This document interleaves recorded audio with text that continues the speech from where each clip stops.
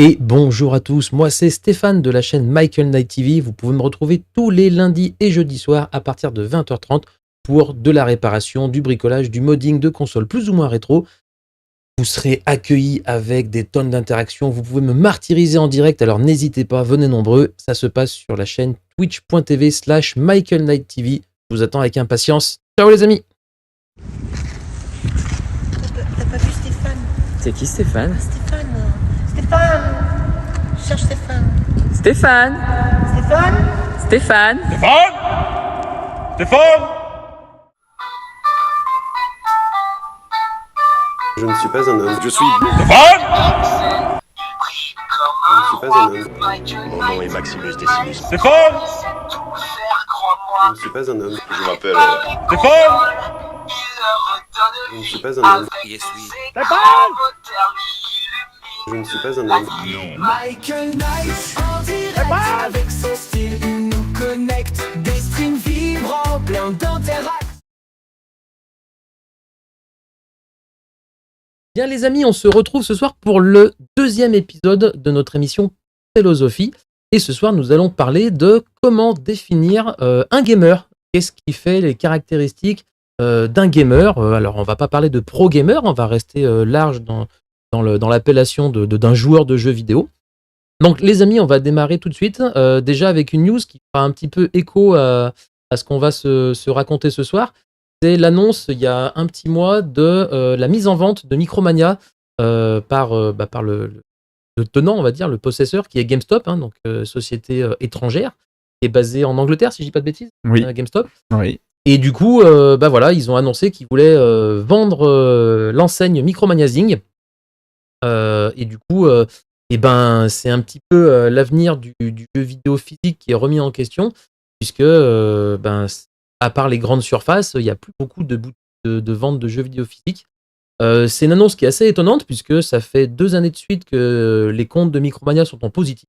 Donc ça a été un peu la déconvenue en France, mais ça fait suite à ce qui s'est passé en Suisse et en Allemagne, où pour la Suisse, il y a eu un repreneur, mais en Allemagne, ça a donné lieu à une fermeture simple et définitive des enseignes.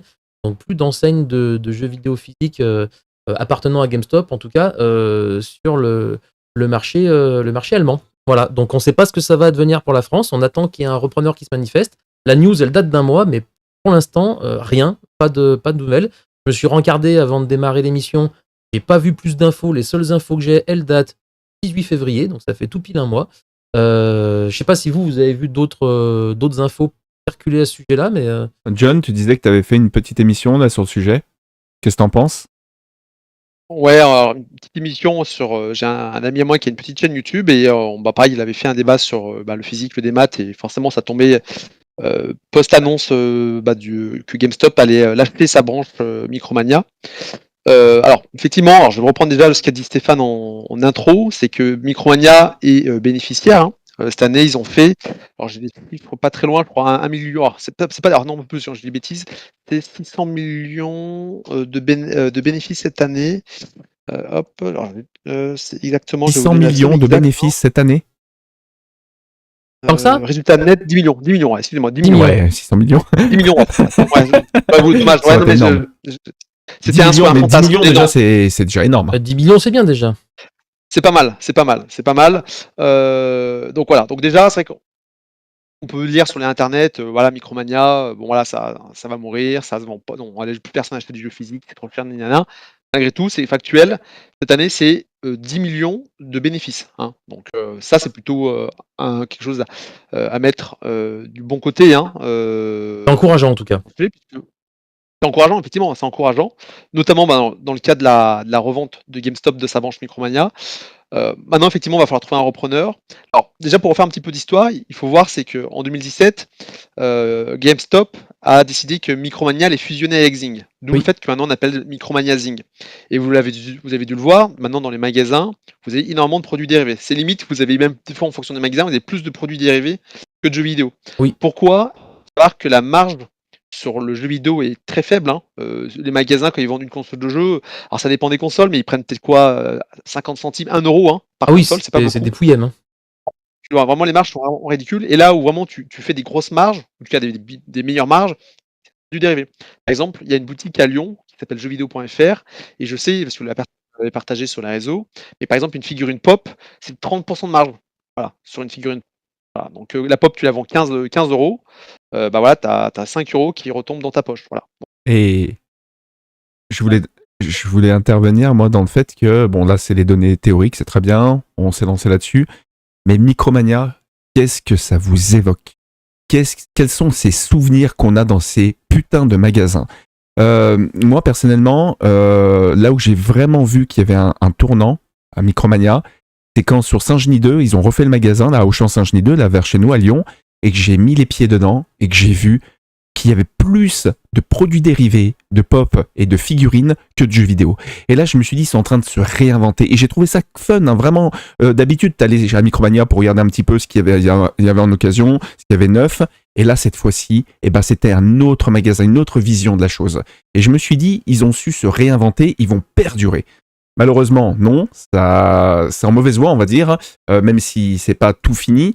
Mais vraiment, Micromania, c'est vraiment un rendez-vous. Alors, pour la petite anecdote, moi j'ai travaillé dans le magasin concurrent en 2010, j'ai travaillé pour Score Game, j'ai travaillé 3 mois. En plus de ça, j'ai travaillé aussi également 6 mois, 2 fois 6 mois à Auchan d'Ardilly dans le rayon jeux vidéo. Donc j'étais vraiment vendeur de jeux, et c'est vrai que là, de me dire qu'une enseigne comme Micromania va peut-être disparaître, ça me fait quelque chose. Ça sera dans le sujet du débat, hein, du physique, du démat, etc. Mais c'est vrai que il faut qu'on se rende à l'évidence. Les magasins sont condamnés. Nous, on vient d'une ville, pour ceux qui nous suivent là sur le stream, on vient d'Oulin, c'est dans la banlieue lyonnaise. Je vous promets que tous les magasins de jeux et d'accessoires sur les consoles n'ont jamais tenu plus de 2 ans. Et ça fait, je suis né à Oulin, j'ai 40 ans aujourd'hui. Vous vous rendez compte? Là, on est en train de passer un cap de non-retour. Et pour moi, c'est quand même alarmant. Surtout quand on est pro du physique. Ah, faut voir après, faut voir comment ça évolue. Le fait d'avoir basculé Micromania avec Micromania Zing a été, je pense, une des meilleures opérations, en tout cas de GameStop pour l'enseigne Micromania, puisque ça a clairement sorti de la galère, parce que Micromania n'était pas en grande forme, et la fusion avec Zing, en apportant justement des retours avec des marges plus intéressantes sur des produits dérivés et accessoires, a remis un petit peu une santé financière dans Micromania. Mais bon, on va voir comment ça évolue. En tout cas, Micromania a réagi, ils ont communiqué, ils ont dit que pour l'instant, rien ne changeait, on pouvait continuer à faire des précommandes sur leur boutique, qu'elles seraient honorées, et que tant que GameStop n'avait pas dit on met la clé sous la porte parce qu'il n'y a pas de repreneur, les activités étaient maintenues. Après, il faut méfier des effets d'annonce. Ça peut avoir aussi un impact sur les consommateurs qui ont peur, qui ne vont plus faire de précommandes, plus de réservations, de peur que ça ne soit pas honoré et d'aller faire des pré-réservations, des précommandes chez Amazon, à Auchan et tout ça. D'ailleurs, il y a Dark Dog qui dit c'est surtout les grandes surfaces qui tuent tout. Alors non, pas forcément, parce que ça fait déjà... Il y a de l'online et il y a le démat, mais on va en parler tout au long de l'émission. Ouais. Il y a une enseigne, on va pas la citer, Amazon, qui tue bien la chose également. Parce qu'en fait, finalement, quand je travaillais moi à Score Game et quand je travaillais à Auchan d'Ardilly, j'avais le rayon jeux vidéo. En fait, on se tirait un peu la bourre avec les Score Game et les Micromania. On se faisait pas vraiment la guerre, c'était bon enfant. Je pense pas que c'est vraiment que les grandes surfaces ont vraiment tué le marché. C'est vraiment Internet en fait tout ça. Non, les grandes surfaces contribuent. En plus, les grandes surfaces, c'est compliqué d'en parler parce que eux, ils ont une politique d'application des prix qui est différente. Ils ont le droit de vendre les jeux à perte parce qu'ils peuvent se rattraper sur le reste du panier. Quand tu vas acheter ton jeu à Auchan, à Carrefour ou à Leclerc, pour en citer 3, tu vas aller dépenser autre chose que le jeu. Tu vas faire tes courses, acheter ta bouffe ou d'autres produits. Et du coup, ils se rattrapent sur le panier global. Que Micromania peut moins faire, alors un peu plus depuis qu'ils sont Zing, parce que tu vas peut-être aller acheter ton jeu et un accessoire, mais ça fera pas tout. Voilà, donc c'est délicat. Et puis après, il y a des enseignes comme Amazon qui, eux, arrivent, grâce au volume de commandes, à avoir des prix très bas. Et eux, pour le coup, je pense pas qu'ils aient le droit de vendre à perte, et ils arrivent à vendre des jeux quand même beaucoup moins chers que dans des enseignes comme Micromania. Et regarde, Fab, ce qu'il dit. Un des tournants était les exclus Amazon. Ça a Ah oui, déstabilisé le ça marché. déstabilise Ouais, le marché, bien sûr. bien sûr. Quand Amazon a commencé à faire des contenus exclusifs quand tu faisais la pré-réservation chez eux, mais bon, les grandes surfaces y sont mis aussi, et Micromania a eu des choses comme ça aussi, hein. Donc là-dessus, ils se tirent tous la concurrence, c'est pas déconnant. Pour Ok. moi, c'est pas déconnant. Bon, voilà, en tout cas, ça a un petit peu fait bouger, et fait couler un peu d'encre numérique dans le mois depuis l'annonce, quoi. Mais pas de grandes avancées, en tout cas. Voilà. Bon, passons au sujet principal de l'émission, qui est qu'est-ce qui définit un joueur, et notamment, je voulais qu'on aborde ce soir la notion des supports de jeux vidéo.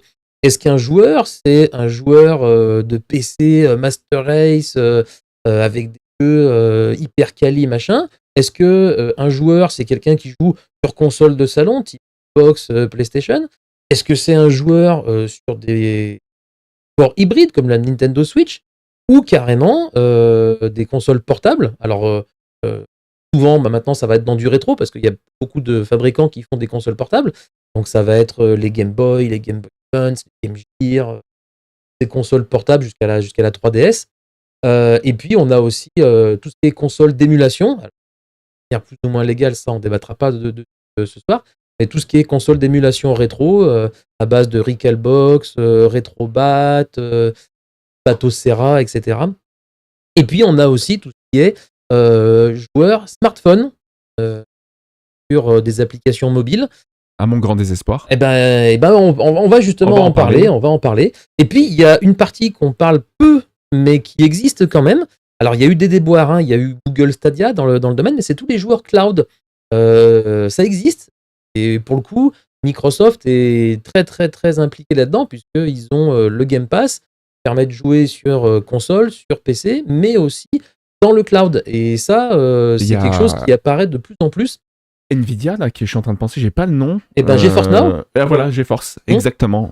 GeForce Now, PlayStation a aussi qui marche plutôt bien. Ouais, GeForce Now, ça marche plutôt bien. Il y a PlayStation qui a aussi une solution de cloud. Alors, je sais pas si vous êtes abonné à la solution cloud de PlayStation. Moi, non. Le PS Plus.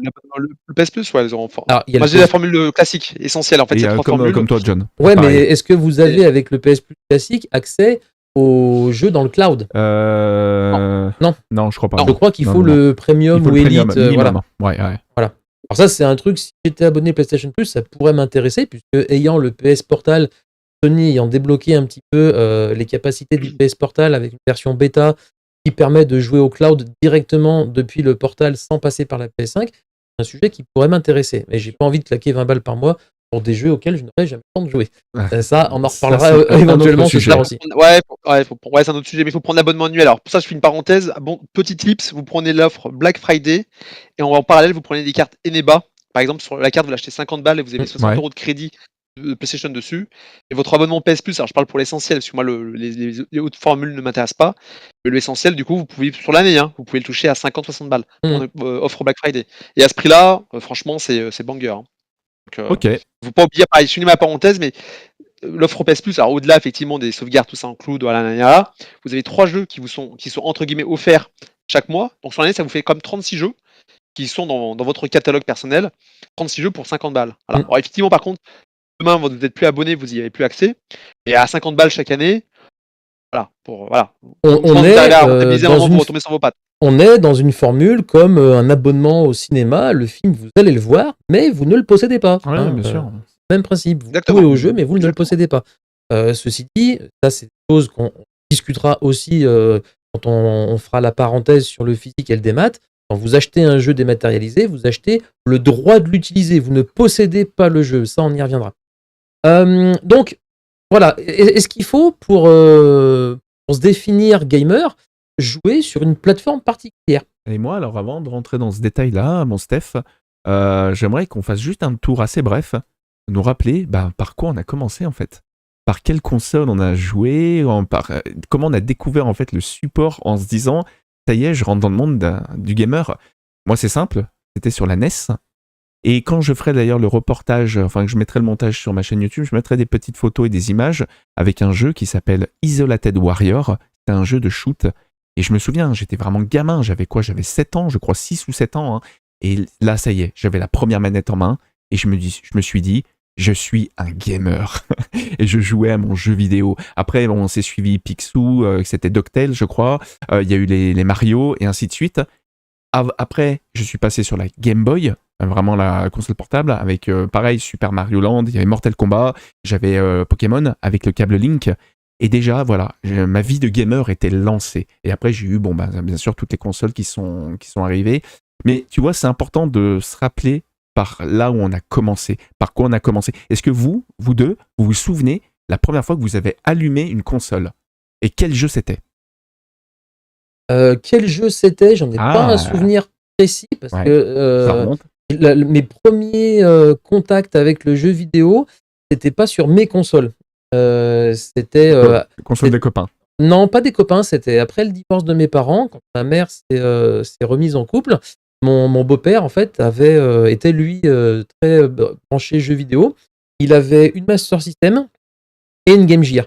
Et je crois que mon premier contact avec le jeu vidéo, ça a été un jeu de shoot avec le zapper de la Master System et le jeu Columns sur la Game Gear qui était inclus avec la console à l'origine. Il y a eu plusieurs éditions, mais il y a eu des éditions avec Columns intégré, des éditions avec Sonic 1 intégré. Lui, il avait l'édition avec Columns, donc j'ai beaucoup joué à Columns et au jeu qui ressemblait à Duck Hunt en fait, mais version D'accord. Master System. À l'époque, c'était pas très, très évolué, ça ressemblait beaucoup à. Et ça ne nous rajeunit pas tout ça? Et ça nous a rajeuni pas. Bon, alors du coup, 40 ans, à l'époque, la question du physique ou du démat se posait pas, c'était tout Ouais, en physique. c'est sûr. Ah, bah ouais, Voilà. ça c'est clair. Donc je pense que mes premiers contacts sont faits là-dessus, et du coup, ça m'a un petit peu donné le goût aux consoles Sega. Et ma première console que j'ai possédée a été du coup une Mega Drive. Donc je suis resté Team Sega pendant longtemps. C'est vrai que depuis que je te connais, tu es vraiment Team Sega. Et franchement, c'est excellent parce que justement, ça montre la diversité. Moi, avant d'être un pro Sony, comme vous le savez, j'ai commencé sur Nintendo. Et j'étais pro Nintendo jusqu'à la N64. Franchement, j'étais vraiment très très Nintendo. Et toi, mon John, je suis vraiment curieux de savoir quel jeu t'as lancé la toute première fois. Eh ben, je suis pas très loin de Steph, puisque moi, ma première console, c'est la Master System 2. C'est le D'accord. premier jeu que j'ai lancé dans ma vie. Et j'ai longtemps réfléchi parce que j'hésitais entre deux jeux. Et en y repensant avec le contexte, c'était marrant, en plus, ça va bien avec le thème de ce soir. C'est Sonic 1. Et quel jeu j'ai hésité? Et c'est ça où ça va être assez marrant par rapport au thème de ce soir. Alex Kidd. Alex Bien Kidd, sûr. qui était un jeu en démat. Le jeu qui était dans la console. Exactement. Donc déjà, du coup, c'était. Alors, je sais plus quand est-ce que la console est sortie en France. Moi, j'ai dû l'avoir la Master System 2 en 91, 92 dans ces eaux-là. Alors Je l'ai eu pour 92, Noël. c'est la sortie de la Mega Drive en France. La Master System était plus ancienne, elle a dû sortir aux alentours de 88-89, la Master System. Mais il y a un gros décalage par rapport au Japon. Mais ça doit être 89 en France ou 88. Ouais, je pense que j'ai dû l'avoir 90, 91, je pense, 4-5 ans. Enfin bref, c'est vieux. Allez, mon premier jeu c'est Sonic 1 et effectivement j'ai joué à Sonic 1 et ensuite Alex Kidd. En fait, quand j'ai eu la Master System 2, j'ai pas su tout de suite qu'il y avait un jeu intégré. Je sais plus comment on l'avait découvert avec mes parents et c'est un jour, on a allumé la console, mais il y a un jeu là qui est présent. Certainement, en l'allumant en oubliant de mettre le jeu et il y a quelque chose dedans. Voilà, un truc comme ça. Là, dans le chat, ça parle de justement Alex Kidd. T'as mis un pavé dans la mare. Astérix sur Game Boy, Megaman, Crash Bomber. Ah, ça fait vraiment des bons souvenirs de jeu, ça. Et salut Fabrice de Recalbox. Fabrice, donc qui connaît bien le monde du jeu vidéo. C'est un petit peu d'activité via Recalbox depuis des années. Il nous dit septembre 87 en France. Alors j'en profite qu'il y ait Fabrice dans le chat. Pour moi, c'est Monsieur Covid. Là, j'espère qu'il m'écoute toujours. C'est que moi, j'ai découvert Recalbox et Fabrice pendant le Covid et j'ai vu tous ses lives. Il faisait un live chaque après-midi pendant le Covid. Il en a fait plus de 100 et même pour la 100e, sa team Recalbox lui avait offert justement un boîtier Master System 2 avec son chat. Enfin bref, en mode jacket Master System 2. Et je me suis tapé tous les lives en direct de Fabrice là pendant le Covid. C'est génial parce que moi, du coup, qui connaissais pas tout l'univers des influenceurs, tout ça, j'ai appris à découvrir du coup pendant cette période de Covid, mais surtout grâce à Fabrice. C'est lui qui m'a fait connaître Antistar, plein de Monsieur Toc, enfin bref, plein de gars que tu as invités pendant le Covid, et du coup, c'est ce qui m'a permis de m'améliorer en tout cas sur mes connaissances de vidéo ludique. En tout cas, voilà, merci à toi. Moi, j'ai à peu près la même expérience que toi sur la période Covid. Et donc, merci Fabrice pour cette période. Tu as été incroyable et vraiment, on a tous profité du confinement dans l'univers jeux vidéo grâce à tes lives sur la chaîne Recalbox. Moi, c'est pareil, hein, j'étais confiné à la maison, j'étais en chômage partiel. J'avais mon fils de 18 mois qui apprenait à marcher. Et c'était compliqué, hein, le petit était compliqué à cette époque-là. Et c'est vrai que mon moment de répit, c'était quand je démarrais, je crois que c'était à 14h que tu démarrais, Fab. Les lives Recalbox avec un invité à chaque fois. J'ai découvert énormément de créateurs de contenu, de gens sur Twitch grâce à tes lives. Alors moi, je connaissais déjà Recalbox, hein, j'en avais déjà monté 2 ou 3, j'avais fait des bornes, etc. Et du coup, il y a eu une période, j'ai un peu lâché maintenant parce que j'ai moins le temps, mais à cette époque, j'étais très très câblé Recalbox et je regardais beaucoup les lives de Fabrice. J'étais très très très friand des nouveautés inclus dans les nouvelles versions de Recalbox.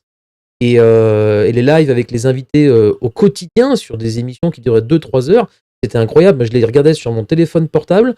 Je prenais le petit dans le sac à dos, j'allais marcher 1 heure, 1 heure et demie avec le petit et Fabrice dans les oreilles et sur mon petit écran de smartphone. Ça a été une période vraiment, vraiment sympa pour sortir un peu la tête du Covid, quoi. Donc merci Fabrice, tu as deux personnes reconnaissantes en face de toi. Voilà. Moi, j'apprends à te connaître, donc enchanté en tout cas. Enchanté. Je propose qu'on avance un peu. Ouais, on va avancer sur le support. Alors justement, on disait...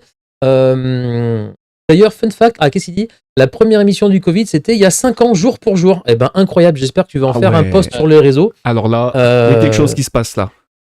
Est-ce que tu te souviens l'invité que tu avais ce jour-là ? Et je me dis qu'un jour, je serai invité de Recalbox aussi. Pourquoi pas ? Donc, on continue un petit peu le fil de l'émission. Donc, on disait, est-ce qu'il faut jouer sur une plateforme particulière pour se définir gamer ? Et bien justement, à ce sujet, j'ai regardé un petit peu ce qui était sur les réseaux. Et ben, il y a le CEL qui donne des chiffres par rapport à ça. Le CEL, c'est le méchant dans Dragon Ball. Non, c'est pas avec un C, c'est avec un S. C'est le syndicat des éditeurs de logiciels de loisirs. Donc, le CEL, ce sont ceux qui organisent, ou qui sont co-organisateurs des Pégases du jeu vidéo, je crois. En tout cas, ils font partie de l'organisation. Donc, événement qui récompense le jeu vidéo en France, hein, un petit peu comme les Game Awards, mais en version francophone. Et du coup, il y a des études qui sont sorties sur le sujet, et ils donnent un petit peu des chiffres sur la répartition déjà hommes-femmes. Les joueurs ne sont pas que des joueurs, il y a aussi des joueuses. D'ailleurs, si je reprends les chiffres, je crois que... C'est impressionnant, hein. C'est 51% d'hommes et 49% de femmes. Donc c'est vraiment quasiment une égalité parfaite entre les hommes et les femmes. Donc voilà, le jeu vidéo n'est pas qu'un truc de bonhomme, hein. C'est vraiment une croyance, ça. Autre élément aussi, c'est les supports, les supports de jeu. Et c'est là où on peut être surpris. Moi, j'ai été surpris en voyant les chiffres. Et en fait, plus de 50% des joueurs sont des joueurs mobiles. Ouais, mais moi, ça m'étonne pas. Moi, je le savais, smartphone. Ça. Alors, du coup, sur smartphone, qu'est-ce qu'on va avoir ? On va avoir... Que de la merde. Non, je suis pas d'accord. On n'a pas que de la merde. C'est là où le débat, il peut commencer à être intéressant. Il y a de la merde, indéniablement. Mais il y a de la merde sur console aussi. Et sur PC aussi. Il y a les jeux type Candy Crush, Flappy Bird, pour les anciens qui connaissent. Effectivement. On a donc des jeux type Candy Crush et tout ça, mais c'est pas la majorité des jeux. Il y a des tower defense qui sont tout à fait corrects. Il y a des jeux inspirés de grandes licences de jeux vidéo. Il me semble qu'il y a des jeux Final Fantasy pas mal du tout. John, je crois que tu en connais un ou deux de jeux Final sur smartphone. Le Ever Crisis, hein, déjà, voilà. qui est smartphone, hein, donc que je n'ai pas fait justement parce qu'il est sur smartphone. De même. Donc il y a pas mal de... Petit tips, regardez les cinématiques. Il y a des passionnés comme nous de jeux vidéo et de Final Fantasy qui justement balancent sur leur chaîne YouTube en fait toutes les cinématiques du jeu. Et en plus, alors, le jeu en plus a le défaut de ne pas être traduit. Et du coup, les gens, ou les passionnés en tout cas qui traitent ces vidéos-là, traduisent les vidéos avec des sous-titres. Donc ce qui vous permet en fait de découvrir le jeu. C'est ce que j'ai fait. Sans faire le jeu. Voilà. Petit tips. Moi, je suis une petite aparté. Là, je suis avec mes neveux. Il y en a un qui a 11 ans. La plus grande a 14 ans. Je leur ai dit, dans votre génération, à quoi vous jouez, les gamins ? Dis-moi, je veux tout savoir. Et vous jouez à la PlayStation ? Eh ben non. ils ne jouent pas à la PlayStation 5, ils ne jouent quasiment pas à la Switch, ils sont sur les smartphones. Et il y a un jeu qui ressort, alors peut-être que vous le connaissez de nom, c'est Brawler. Je ne connaissais pas du tout ce jeu-là. Et je peux vous assurer que dans la classe, ils sont 33, il y a 33 joueurs à la récré qui jouent à Brawler. C'est en fait une version de League of Legends, mais sur smartphone. Et alors, ils m'ont poussé, ils m'ont dit, allez, tonton Francky, viens. Non, la réponse est négative. Mais je leur ai dit, mais vous jouez qu'à ça. Alors, s'ils jouent à des jeux de foot, c'est encore, ça va traverser des âges. Moi, j'ai commencé à 11 ans avec les jeux de foot. Et voilà, donc là, le gamin qui a 11 ans, il est à fond dedans. Mais sinon, très peu de RPG, de JRPG, de jeux d'aventure, d'action-aventure. Alors, ils sont peut-être jeunes, mais à 14 ans, moi, j'avais déjà joué à Silent Hill 2. Je crois que c'est à peu près l'âge que j'avais quand il est sorti. Donc, pour vous dire, je suis vraiment surpris de cette mentalité smartphone qui perdure. Eh ben, je vais réagir à ce que dit Fabrice de Recalbox. Pire que ça, la nouvelle génération ne joue plus trop. Ils regardent les streamers jouer. C'est hallucinant le temps qu'ils passent devant les streams ou les replays. Effectivement, on a une génération, j'en ferai une aparté, mais qui ne joue pas directement, mais qui vivent le jeu vidéo à travers les streams, à travers des let's play sur YouTube, qui ne sont pas acteurs du jeu. Alors moi, à titre personnel, je trouve ça extrêmement dommage, parce que le jeu est une expérience où on s'immerge dans une œuvre vidéoludique, où on s'identifie à un personnage, et vivre un jeu à travers le stream de quelqu'un, c'est un peu dommage. Ça peut être sympa pour voir, découvrir un petit peu un jeu, mais voilà, c'est un peu dommage. Et justement, ça fait aussi partie, pour revenir sur le sujet de Micromania, c'est une des raisons aussi pour laquelle Micromania, voir le jeu physique va pas du mieux possible, parce qu'en fait, ce jeu-là, smartphone, c'est du full démat. Et puis le problème, c'est que, comme tu le disais, Francky, c'est des jeux où tout le monde. Non, c'est des jeux multijoueurs. Ça, c'est un peu un effet. En fait, le jeu vidéo a vraiment un aspect social avec ces jeux smartphone. Et le problème, c'est que c'est des jeux un peu trou noir, comme je les appelle. C'est-à-dire que tu ne joues limite qu'à ça, en fait. Donc, nous, on était à une époque où on jouait, en fonction évidemment des moyens, on testait plusieurs licences. On a appris à jouer sur plein de grandes licences qui font encore l'actualité aujourd'hui. Mais ces gamins-là, en fait, ils jouent uniquement au même jeu. Qui est free to play. Bon, évidemment, c'est des gaz, donc après, c'est une microtransaction, mais qui sont gratuits de base. Et les gamins jouent qu'à ça. Et c'est en plus, on connaît avec le smartphone cet effet de. Difficile de décoller de ton jeu sur smartphone. Et les gamins, en fait, ils passent des milliers d'heures sur le même jeu. Et en fait, ils ont une culture JV qui est vraiment proche du néant, ridicule. Ah, bien sûr. Et en plus de ça, du coup, n'achète pas de jeu en fait. N'achète pas de jeu. Alors, donc ça va même au-delà même de Micromania, c'est même l'industrie ici, c'est une des raisons pour laquelle l'industrie en tout cas va pas très bien. En gros, c'est qu'il n'y a pas de renouvellement générationnel. C'est-à-dire maintenant les nouvelles générations jouent à 1-2 jeux en boucle, en continu, ne s'intéressent même plus à ce qu'il y a à côté. Alors évidemment, je ne vais pas généraliser, vous avez toujours des gamins qui s'intéressent aux grandes licences, voilà, mais généralement, globalement, la majorité des jeunes générations jouent au même jeu en boucle, voilà, 1, 2, 3 jeux, le Minecraft. Il y a plusieurs raisons à ça. Il y a le concept même de comment sont faits les jeux pour générer de l'addiction et donner aussi envie d'acheter. Donc, n'achète pas de jeux même des maths. Par contre, je pense que ça coûte très cher aux parents en microtransactions. Je voudrais pas voir certaines factures de mobile à la fin du mois. Et puis, il y a quelque chose d'autre qui explique ça. C'est qu'il y a un espèce d'effet de groupe. C'est que vous allez avoir 2-3 copains un peu influents dans la classe d'école qui jouent à tel jeu. Comme c'est les 2-3 garçons populaires de l'école, tout le monde va se mettre à jouer au même jeu.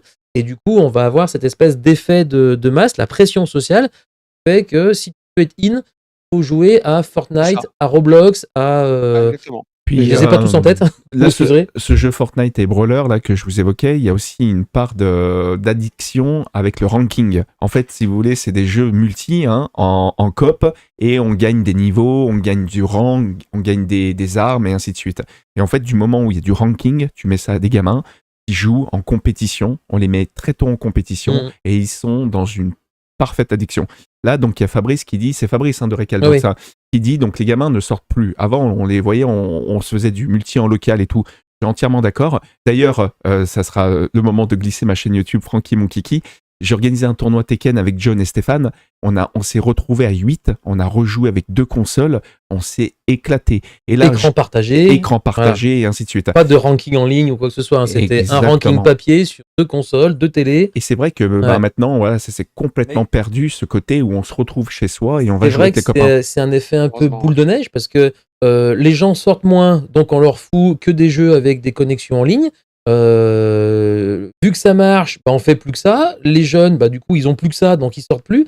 C'est un petit peu le serpent qui se mord la queue. C'est vrai qu'à l'époque, on n'avait pas le choix. Les jeux multi, c'était en écran splitté, à 2, à 4, à 8, certains. Sur le même écran. bien Sur sûr. le même écran, bien sûr, de 36 cm. Ouais. Même pas 36 pouces, 36 cm. Puis que j'ai dans le décor là-haut. Mais ça faisait très bien l'affaire. On se mettait plus près de la télé, c'est tout. C'était magnifique. Et c'était génial, on était Et tous avec les câbles des manettes qui justement, encore, j'aime bien les petites parenthèses comme ça, mais il faut pas que ça dure trop longtemps. Meilleure expérience en multi, Crash Team Racing. Moi, je suis un mec de Crash Bandicoot. C'est pas Super Mario Kart, mais c'est Crash Team Racing, Crash Bash également. C'est mes meilleurs souvenirs de multi et des jeux de Knuck'em Time to Kill. Je sais pas si vous l'avez connu ce jeu-là et on pouvait écran splitté, ouais. voilà, écran splinté. Oh là là, qu'est-ce que j'ai poncé et qu'est-ce qu'on a rigolé. Et GoldenEye, Pour le GoldenEye. Mario Kart. Aussi. John, toi, c'est plus sur la Nintendo, tes premières expériences multi. Non, à 2 Super NES où c'était Street Fighter 2, Mortal Kombat 3. Bomberman, oui. Bomberman aussi, Worms. ouais, carrément. J'ai pas eu Bomberman, j'ai pas eu Bomberman, ouais. Et après, c'est sur PS1. Après, en fait, c'est très jeu de combat, en fait, je suis en train de me dire, quand ouais. j'étais jeune. Weekend, après, j'ai fait. Qu'est-ce que j'ai eu d'autre aussi sur PS1 Il m'épatait à l'époque. Ultimate Battle 22. Ah oui. Oui, Pas forcément le meilleur, mais. Ouais, j'ai eu Gran Turismo 1, mais c'est vrai que, ouais, en fait, en plus, c'est marrant, c'est des jeux auxquels je joue le plus. C'est des genres de jeux auxquels je ne joue plus du tout depuis. Depuis En fait, depuis la PS2, en fait. Depuis la PS2, en fait. Et puis, pareil, il y avait les jeux de foot aussi à l'époque. Bon, encore les jeux de foot, j'ai joué jusqu'à la génération PS2, avec les PES. Et après, c'est vrai que je suis passé. Ouais, quasiment full. T'as joué à PES un petit peu, toi? J'ai fait on a qu'un an de différence, mais c'est des soirées PES, des week-ends PES, j'en ai fait. Hein. C'est très intéressant ça. C'est très intéressant. Je note. T'inquiète pas. Oulala, j'en ai fait. Hein. Oulala, tu sais, les copains, quand on finissait. Pour l'anecdote, hein, quand j'étais au lycée, j'étais en lycée en 2000, de 2000 à 2003. Ouais, c'est à peu près. C'était l'époque PES3, PES4, PES5. Et quand j'étais notamment en première, j'avais un pote qui vivait juste à côté du lycée. Alors, on était au même lycée avec, on se connaissait pas encore, mais avec Steph et avec Francky. Ah non, pas Francky, toi tu étais à Oulin. Mais avec Steph, on était à Descartes, à Saint-Genaval. Ouais. Et on avait un ami, moi j'avais un ami dans ma classe qui vivait à côté du lycée. Et vraiment, tu sortais du lycée, c'était le premier lotissement quand tu sortais à droite. Et du coup, on avait 1 heure avant de prendre le bus à midi le mercredi. Et du coup, on allait tous squatter chez lui à 11h. Et on se faisait 1 heure de PES tous ensemble. C'était une dinguerie. Du coup, on l'a fait pendant 1 an, du PES tous les mercredis de 11h à midi. Mais... Puis voilà, après, des fois, on en faisait avec les lycées, tu sais, quand t'as les profs qui sont absents, t'as des potes sur Saint-Genaval, donc pas très loin du lycée. On allait squatter chez eux pour jouer à PES. Mais ouais, non, mais PES, comme toi, je sais que ça vous parle. Mais tu vois l'animal que je suis sur World of Warcraft, là, en ce moment, à jouer pratiquement 18 heures par jour. Imagine-toi avec Fabrice sur PES, à l'époque, quand on avait un local, hein. Il avait un local chez lui. Et tous les jours, tous les soirs après les cours, c'était 4, 5, 6 heures de jeu à la suite. Mais c'était vraiment une dinguerie. Oui. Je pense qu'en termes de jeux vidéo, pourtant j'ai des heures au compteur qui sont affolants, je crois que PES, c'est un des jeux qui arrive là en tête. Donc bref, fin de parenthèse là-dessus. On parlait des supports de jeux vidéo, donc effectivement, il y a un document qui s'appelle l'essentiel du jeu vidéo. Donc ça parle du jeu vidéo en France. Alors il a quelques années. Justement, au niveau des chiffres, donc on a quand même 56% des joueurs qui sont des joueurs smartphone. Hein, 45% qui sont des joueurs console. Et 38% qui sont des joueurs PC, ordinateur. Ok ? Alors, vous cumulez tout ça, ça fait plus que 100%. Oui, c'est normal, puisque dans les joueurs smartphone, il y a aussi des joueurs console. PC, donc voilà. Les consoles. Mais du coup, on voit 56% smartphone. Hein, la plus grosse partie des joueurs, en fait, sont des joueurs smartphone. Donc, comme on disait, il y a plusieurs types de jeux. Il y a les jeux, on va dire, casual gaming, où vous faites une petite partie de jeux type Jackpot Casino, je les appelle, ces jeux-là. Où, c'était le principe de Candy Crush et des cochonneries. Hein. Vous cliquez, ça vous donne des points. Avec ces points, vous débloquez un truc en plus, vous passez au niveau suivant, vous refaites des points. C'est vraiment le principe du jeu casino.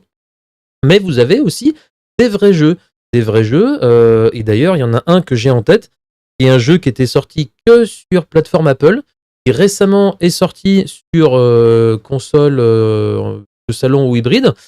C'est Fantasian, qui est un jeu donc, développé par les créateurs de Final Fantasy, avec des musiques qui ont été orchestrées par Ugo Uematsu, qui est un des compositeurs phares de la saga Final Fantasy.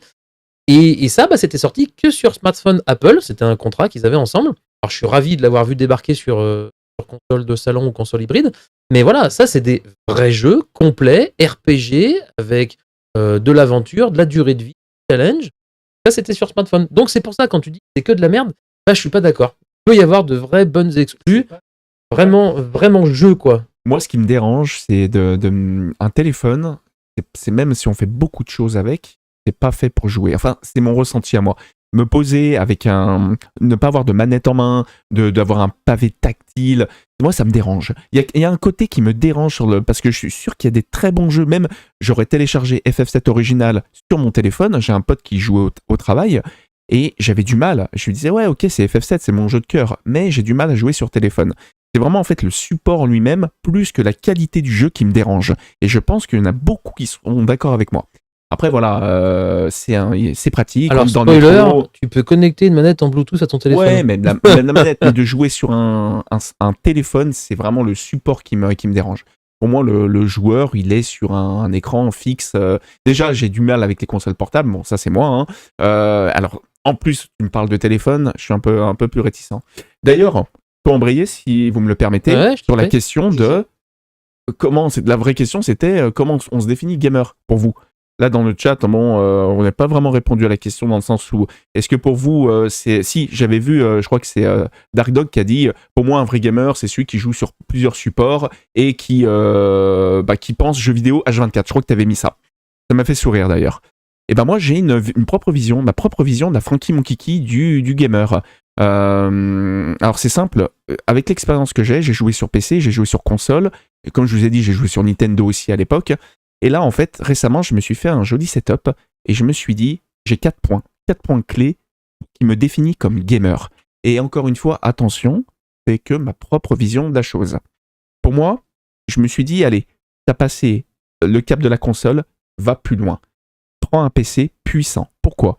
Pour du jeu en 120 FPS, des jeux d'action, comme le dernier Black Myth Wukong, que je me réserve de faire sur PC. Alors, je suis capable même de l'acheter sur console pour l'avoir en physique, hein, mais je veux la meilleure expérience possible.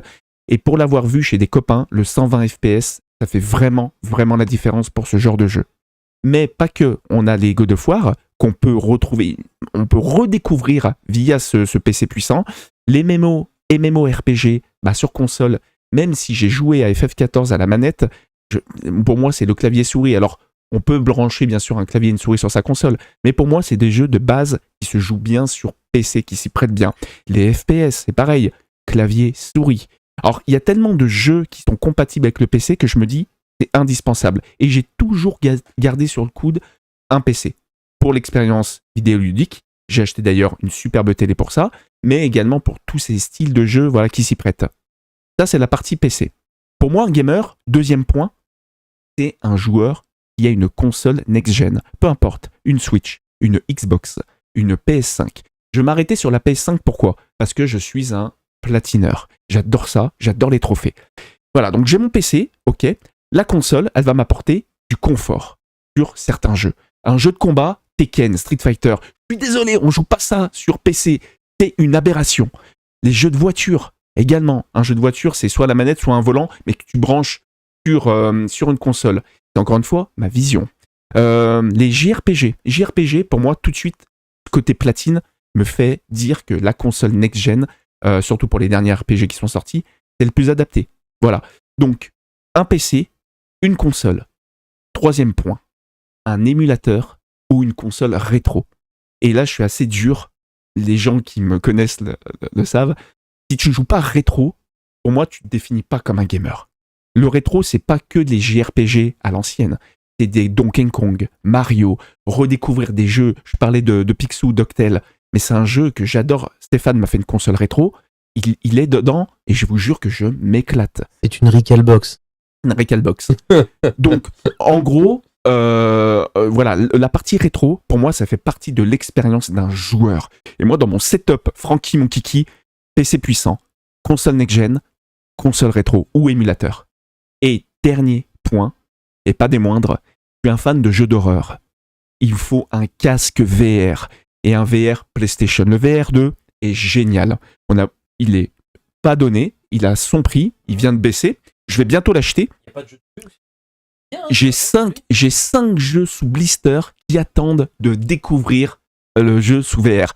T'auras beau me dire, j'ai platiné Resident Evil 8 et Resident Evil 4, je l'ai poncé, je l'ai saigné dans les meilleures conditions possibles. Si tu n'as pas joué en VR, tu n'as pas fait l'expérience ultime. Tu vois ce que je veux dire? Donc, ça fait beaucoup à acheter si tu veux un setup digne de ce nom, ce que j'appelle digne de ce nom. Mais voilà, il y a des priorités, j'ai fait un choix, j'ai pas de gamin encore, donc j'ai investi pour pouvoir être au top sur ma passion qui est le jeu vidéo. Voilà un peu ma définition. Ça surprend pas ceux qui me connaissent depuis un petit moment. Ça surprendra pas ceux qui te Voilà. connaissent. Ça peut choquer les autres, par contre, qui ne te connaissent pas. Que la définition que tu as d'un joueur, c'est quand même un mec qui a les moyens d'avoir un PC Master Race à 2000 balles, une PlayStation à 550 550, ouais. Alors, 550 balles, un PSVR 2 qui en coûte autant. 449 maintenant. Voilà. Alors, il a baissé, super. Bah attends, oui, mais bon, il Oui, il n'y a pas de jeu, il faut bien qu'ils le vendent. qui font des gamins et tout ça. Donc moi, j'ai fait mes priorités. Les consoles rétro, alors l'émulation, c'est très bien, mais pour moi, il n'y a pas mieux que le support original, même s'il y a de très très belles solutions d'émulation. Et Fabrice de Recalbox qui était là peut en témoigner, puisqu'ils ont fait un super boulot sur leur OS. Mais tout ça, c'est un énorme budget. Moi, ma vision de ce qu'est un gamer, c'est quelqu'un qui, quel que soit le support, quel que soit le type de jeu, c'est quelqu'un qui joue, et qui joue de manière régulière. Pas occasionnellement, ah bah tiens, il y a les copains, ils se font un Tekken ou ils se font une course à Mario Kart en mode rétro, je vais jouer, et puis après, ils n'entendent plus parler d'un jeu vidéo pendant des mois. Pour moi, un joueur, c'est quelqu'un qui justement pratique le jeu vidéo de manière régulière. Et le support, quelque part, en fait, le support, il dépend des exclusivités qu'il va y avoir sur chacun des supports. Et là, il y a des exclusivités très bien sur chacun des supports. Et là, c'est aux préférences de chacun. Il y a des gens qui sont pro Xbox parce que les Gears, les Forza et tout, les Halo, ça les hype plus qu'un God of War, un Gran Turismo et en jeu de tir, il n'y a pas grand-chose sur PlayStation. Mais bon, bref. Et Nintendo a ses propres exclusivités qu'on retrouve partout ailleurs. Il n'y a pas vraiment, je trouve qu'il n'y a pas vraiment d'équivalent sur certaines exclus Nintendo sur d'autres supports. Pokémon, on a bien eu un Palworld qui s'en inspirait, ça leur a d'ailleurs causé un peu du tort, mais il n'y a pas trop d'équivalent à Pokémon sur les consoles concurrentes. Moi, ma vision, c'est ça, c'est quelqu'un qui pratique le jeu vidéo et qui surtout est curieux.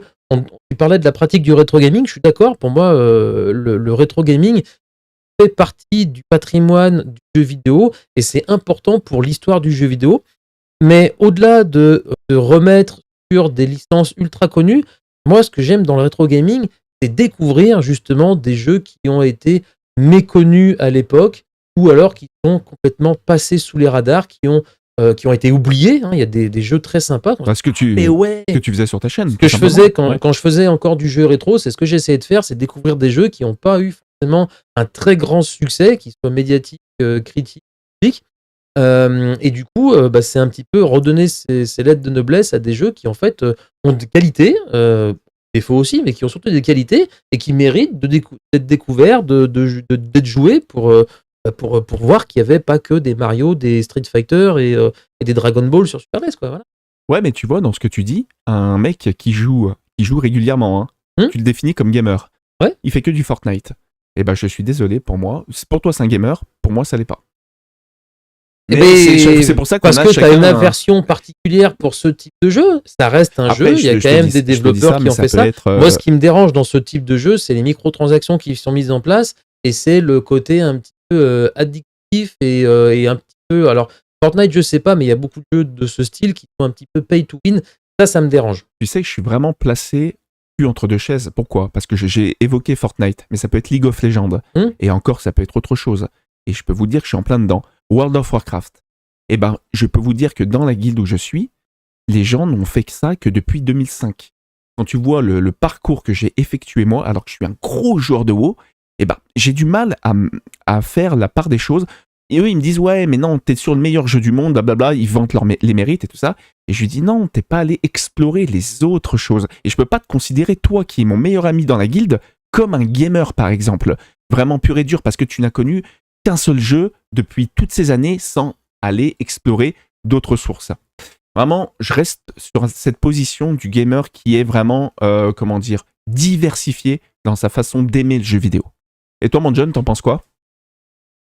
Pareil, c'est une grande question. Alors, en fait, je pense que le problème qu'on a, c'est que nous sommes des gros passionnés de jeux vidéo et que forcément, je pense que pour notre ego, ça nous dérange qu'on soit comparé à des gens qui vont jouer une demi-heure par-ci, une demi-heure par-là, qui ne s'intéressent pas à l'actualité, voilà. Et je pense que c'est ça. En fait, le problème, c'est est-ce qu'on parle vraiment de joueurs en soi, c'est-à-dire du moment où même ta grand-mère va jouer à n'importe quel jeu alors qu'elle a aucune culture jeu vidéo ludique, du moment où elle joue à un jeu vidéo, même si c'est sur son smartphone, ça devient une joueuse occasionnelle, mais ça devient une joueuse en soi. Je veux dire, si demain, moi, je pêche pas, je achète une canne à pêche et je vais à l'étang, je vais pêcher, oui, je suis pêcheur, je pêche. Sur le moment, je suis un pêcheur. Enfin, ça veut pas dire que je suis un pêcheur pro. Et c'est là où, justement, qu'est-ce qu'on définit? Est-ce qu'on parle vraiment de juste le fait de jouer ou d'être vraiment un joueur passionné, tu vois? C'est ça, en fait, où il faut arriver à...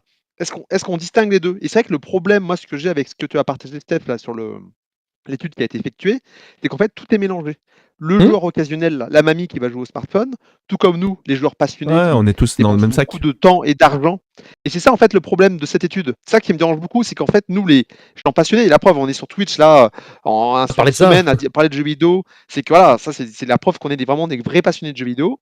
Et la mamie qui joue une demi-heure à Candy Crush, là, en faisant son caca ou son pipi, sur le trône, voilà, et dans l'étude, elle est considérée comme nous, joueuse. Alors, moi, du coup, je vais différencier. Alors, effectivement, vous avez donc on est tous joueurs. Mais qu'est-ce qui, pour moi, différencie un joueur d'un joueur passionné? Bon, j'avoue que je vais pas tout refaire le spectre parce que vous l'avez plutôt bien défini. Pour moi, c'est quelqu'un qui s'investit en temps, en argent et qui veut se cultiver sur ce qui est le média, en fait. C'est-à-dire que, pour moi, alors surtout avant tout, c'est comment s'intéresser aux médias, en fait. S'intéresser à l'industrie, s'intéresser aux futures sorties, s'intéresser à une licence, à l'histoire d'une licence, à l'histoire de personnages de licence, etc., etc. Pour moi, en fait, c'est toute une philosophie, voire même un état d'esprit, en fait, qu'être un joueur passionné. Et tout ça, ça se... comment dire, d'un point de vue concret, c'est du temps et de l'argent, c'est de l'investissement. Vous savez, moi, je vais prendre un autre exemple. Vous savez, quand vous parlez avec des gens, il y a beaucoup de gens qui cherchent à s'intégrer socialement à tel caste de personnes. Voilà. Vous avez par exemple des amis, un groupe d'amis qui aiment bien le foot. Vous avez un autre ami qui n'est pas très foot. Et voilà, vous dans un repas avec tous vos amis que vous avez commencé à parler de foot. Lui va vouloir des fois poser quelques questions pour s'intégrer. On voit bien que c'est pas un footeux. Voilà.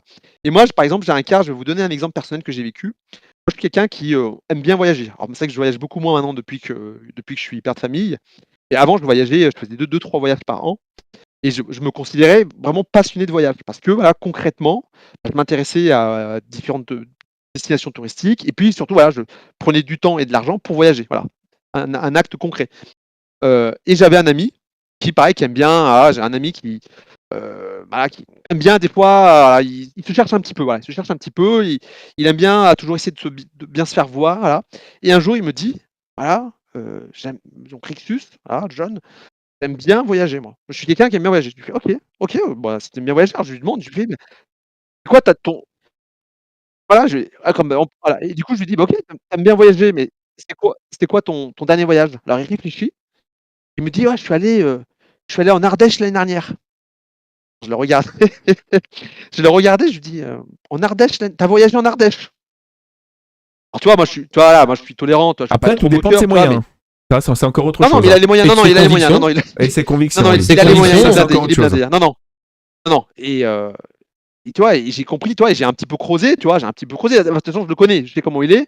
J'ai creusé, et puis en fait, voilà, je veux dire, une fois de plus, toi, il y a ce qu'on dit et ce qu'on fait, tu vois.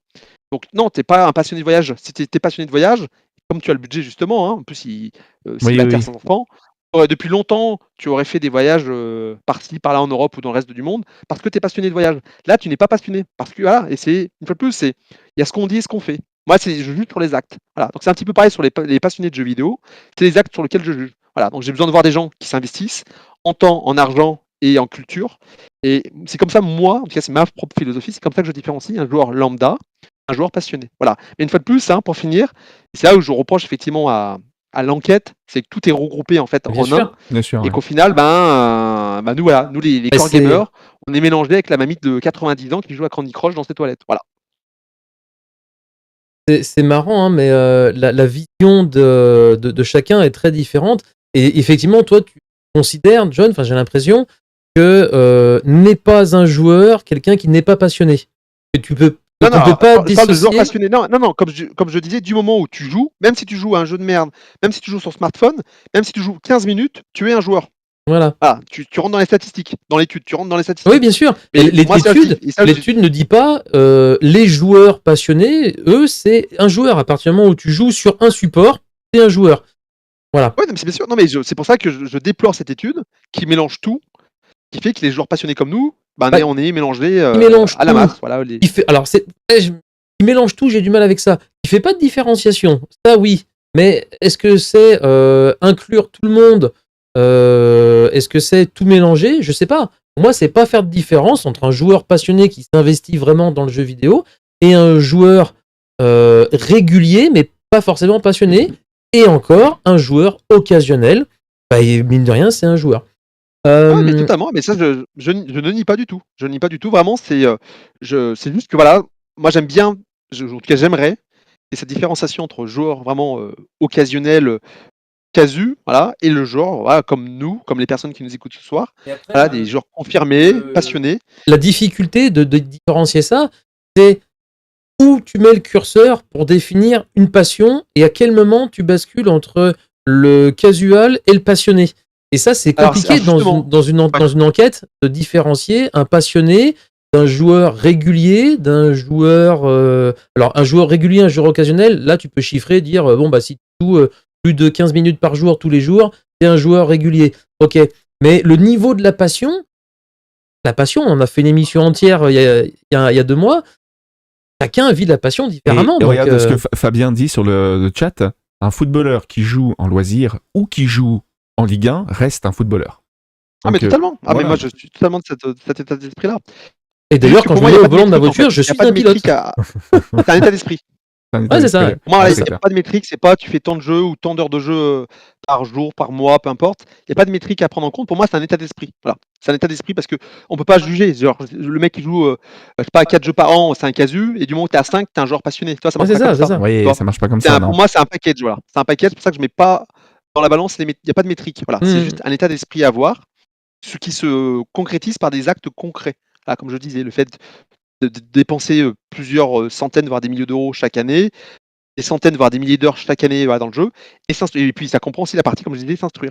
Voilà, s'intéresser aux hommes qui font ce média-là, aux grandes licences, s'intéresser à l'histoire de ces grandes licences, de ces grands personnages aussi qui sont dans ces grandes licences. Voilà, pour moi, c'est un package en fait. Voilà, il n'y a pas de tant d'heures de jeu, t'es un casu, ou tel support, t'es un casu. Non, il n'y a pas de métrique. Enfin, voilà. Pour moi, c'est un état d'esprit, mais c'est très difficile à définir. Tu vois. Forcément parce qu'il y a beaucoup de subjectivité, mais parce qu'il y a tellement de choses qui rentrent en compte. Voilà. Mais en tout cas, c'est un état d'esprit. Et quand tu parles avec quelqu'un, très rapidement, on sait cataloguer quelqu'un s'il est plutôt casual ou s'il est plutôt passionné. Tu vois un peu le profil de la personne. Je rebondis sur un truc que tu as dit, les papis, les mamies qui jouent. J'avais vu passer un moment aussi, la Wii avait eu un très très gros impact dans les maisons de retraite, que en fait ça apportait du loisir, du divertissement aux personnes qui franchement se faisaient chier dans les maisons de retraite. Et ça les mettait en mouvement, ça les faisait bouger parce que là, oui, c'est un côté un petit peu quand même novateur, j'ai toujours trouvé chez Nintendo, d'avoir des accessoires qui fait que tu es en mouvement, tu es vachement immergé dans le jeu parce que tu bouges avec ta manette et tout ça. Et finalement, ça remettait en activité des personnes âgées à travers une expérience vidéoludique. Et franchement, est-ce que c'est génial. C'est pas un truc génial? Est-ce que ces papy-mamies qui ont découvert ou redécouvert le jeu vidéo à un âge avancé finalement ne deviennent pas des joueurs peut-être même plus, je ne veux pas dire passionnés, mais plus impliqués que nous, parce que ça leur demande une implication physique, une concentration qui n'est pas la même que nous à 40 ans. Quoi. Et ça me fait penser à cette histoire c'était en Angleterre, c'était un couple, ils étaient assez âgés, et tous les jours, ils s'affrontaient sur Super Mario Kart, sur Super NES, pour savoir qui allait préparer le thé. Et c'était en Angleterre. Et j'avais trouvé cette info incroyable. Ah ouais, Je vais commencer à en parler à ma femme, là. On va s'y mettre. pour savoir qui fait le thé. Ouais.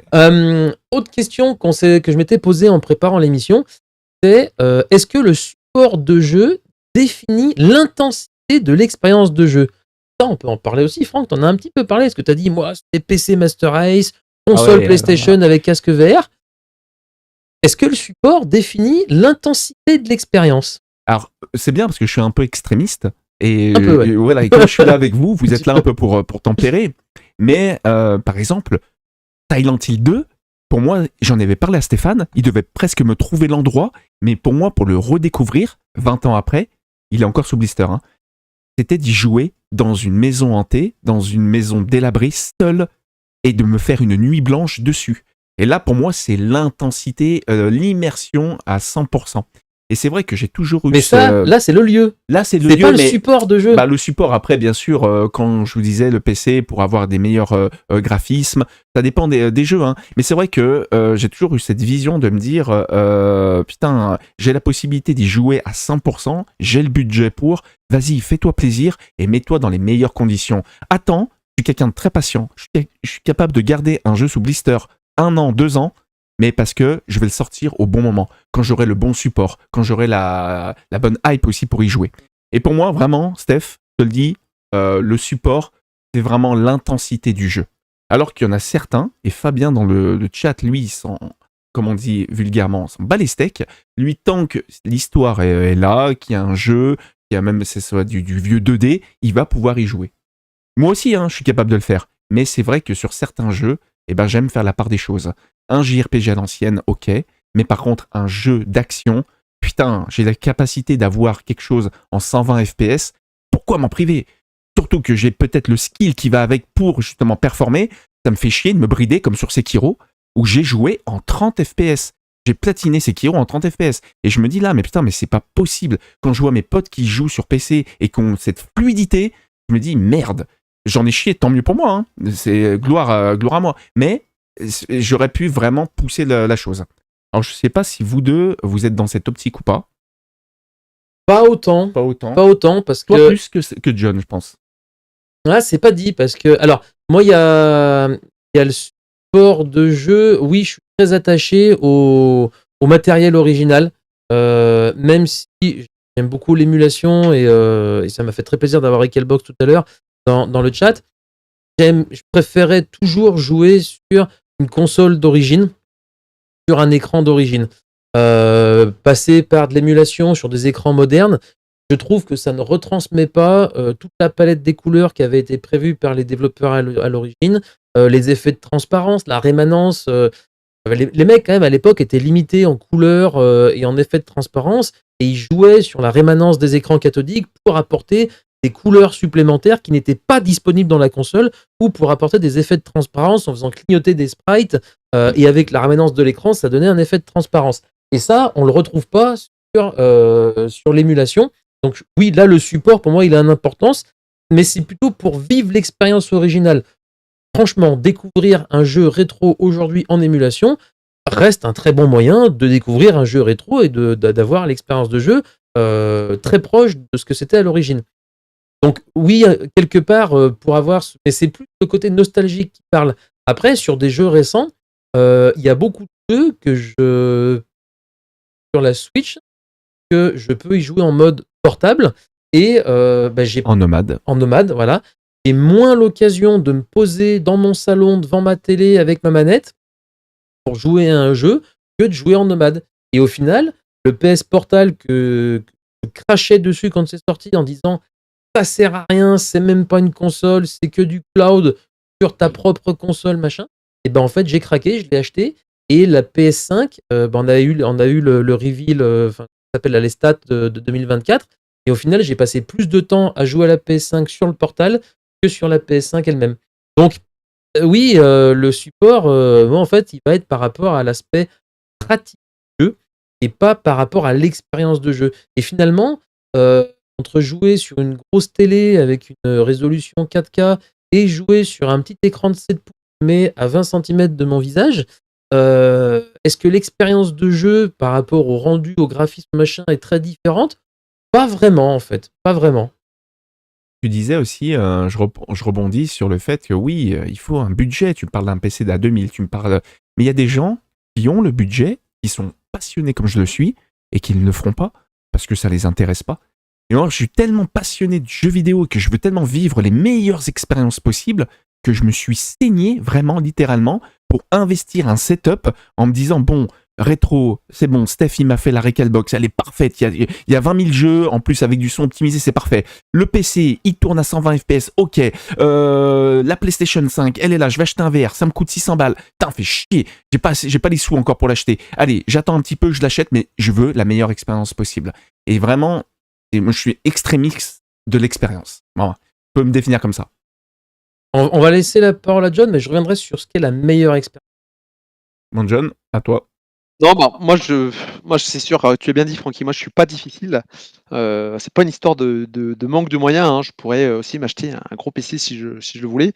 Pour l'anecdote, hein, moi, j'étais, je pense à une époque, peut-être même plus joueur PC que console, parce que je faisais partie, comme on dit tout à l'heure, les gamins qui jouent aujourd'hui au même jeu, qui sont hypnotisés par un jeu service. Moi, à l'époque, c'était, comme toi, Francky, hein, c'était les MMO ou les RTS. C'était la mode des RTS à l'époque. Starcraft, Moi, beaucoup, je sais, Starcraft 2, pour te connaître. Starcraft 2, c'est un des jeux que j'ai.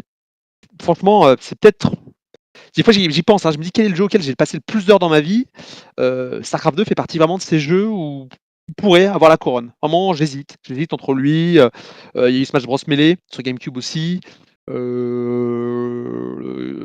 Peut-être enfin bref. En tout cas, bon, c'est pas le sujet, mais voilà. En tout cas, voilà, j'ai passé beaucoup de temps sur PC à une époque. Et même à l'époque, hein, quand je jouais sur PC, je n'ai jamais été accro au PC Master Race, aux graphismes les plus beaux.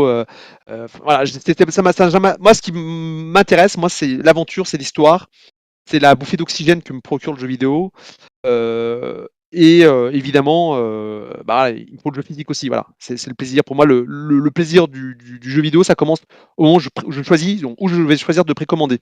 Voilà, quand les gens qui préfèrent des maths, leur plaisir, c'est peut-être quand ils vont lancer le téléchargement du jeu, ou voire même quand ils vont commencer à lancer le jeu. Alors là, Mon plaisir, c'est quand je commence à choisir. Tu vas commencer à embrayer en fait sur le point suivant. Ouais, tu vas pouvoir enchaîner. Tu vas pouvoir enchaîner. Hein.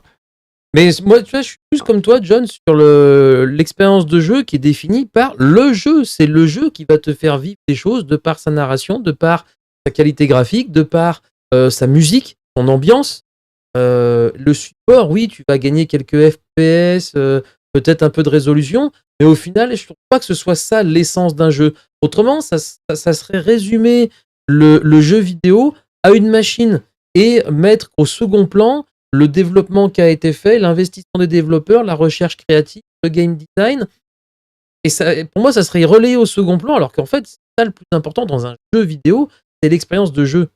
À mon sens. Hein. Ah ouais, carrément. Non, mais exactement. Moi, j'ai toujours été focus sur les jeux. C'est pour ça que j'ai toujours acheté, quand j'étais en âge de travailler, d'avoir des sous, j'ai toujours acheté toutes les consoles, parce que chaque console a ses exclusivités, et il y avait toujours des exclusivités qui me plaisaient sur chacune des consoles. C'est pour ça que ma première console que je me suis payée quand j'ai eu j'avais les moyens de l'acheter, c'est la PS2.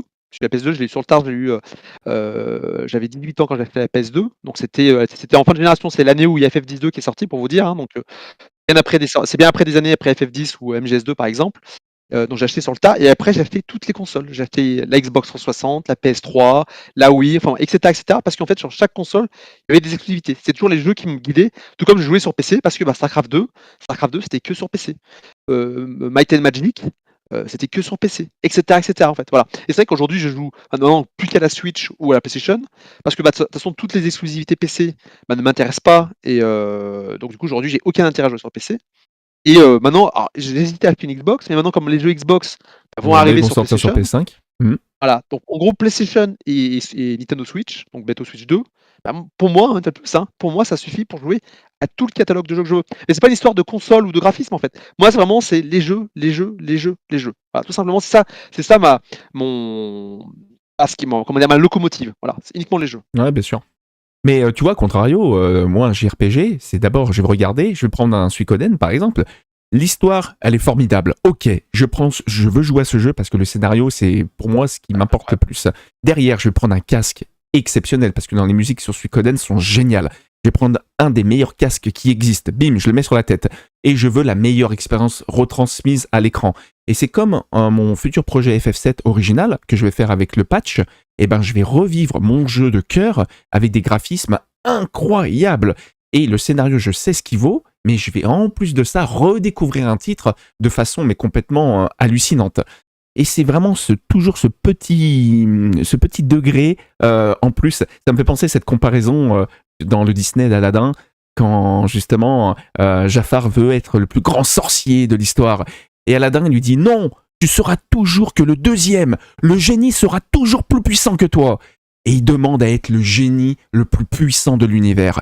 Et c'est ce que j'aimerais arriver à atteindre, mais à quel prix? À quel prix? C'est Bracelet qu'il a le génie à la fin quand il se fait enfermer. Eh ben, est-ce que je vais pas être enfermé dans cette dépendance? Je vais pas mettre toutes mes économies, toute ma thune dedans pour toujours plus, toujours être au dernier cri. C'est ça le risque et j'en suis conscient. C'est là où, quand tu dis la meilleure expérience, et l'expérience, est-ce que c'est la qualité graphique donnée par ta machine ou est-ce que c'est l'expérience gameplay alors la musique, ok, il faut une qualité audio très correcte pour profiter pleinement des musiques, mais est-ce que les FPS et la résolution sont vraiment tant significatifs que ça dans l'expérience de jeu? Je pense que la conclusion c'est pour certains oui, Pour les FPS, indéniablement. C'est sûr. Mais pour d'autres, pas tant que ça. Et je pense que pour John, comme pour moi, l'expérience de jeu, c'est vraiment ce que va nous faire vivre le jeu d'un point de vue scénaristique, aventure, découverte, mais pas tant sur la claque visuelle que ça peut nous mettre. Et ça revient à ce que je disais tout à l'heure, ça serait mettre plus en avant l'expérience visuelle à des graphiques et à une résolution donnée par ton matériel devant le travail des développeurs. Il y a des jeux, honnêtement, hein, qui sont magnifiques sur Switch, et là je pense à tous les jeux HD 2D qui sont sortis récemment.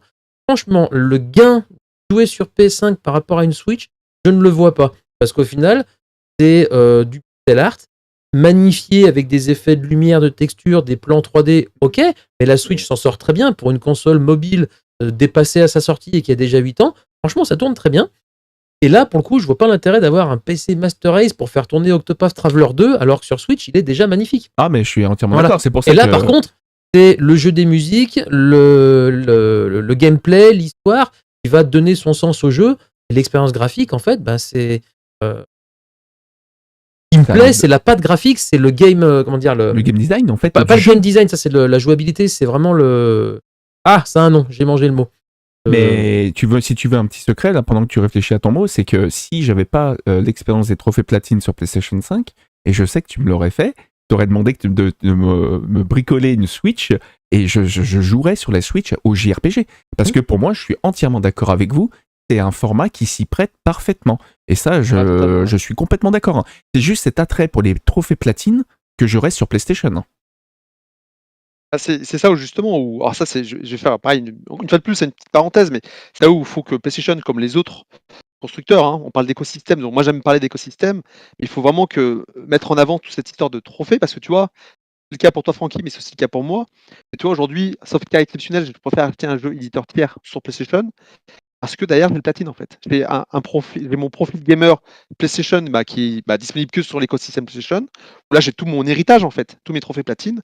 Et si je veux effectivement continuer à embellir ce profil, j'achète les jeux sur PlayStation en fait. Bien sûr. Donc, et ça, pour ça, c'est important que les constructeurs ou tout ce qui est écosystème mettent en avant ça comme beaucoup d'autres choses aussi. Mais là, c'est l'écosystème. Et ça, c'est vrai que au final, c'est un super argument pour nous maintenir chez eux en fait. Pour qu'on continue à dépenser dans l'écosystème PlayStation. Ouais. Ok, et ben on peut attaquer. Je pense, dernier point que j'avais sur ça, j'ai repris un slogan qui était pour des pneus, je crois, sans maîtrise, la puissance n'est rien.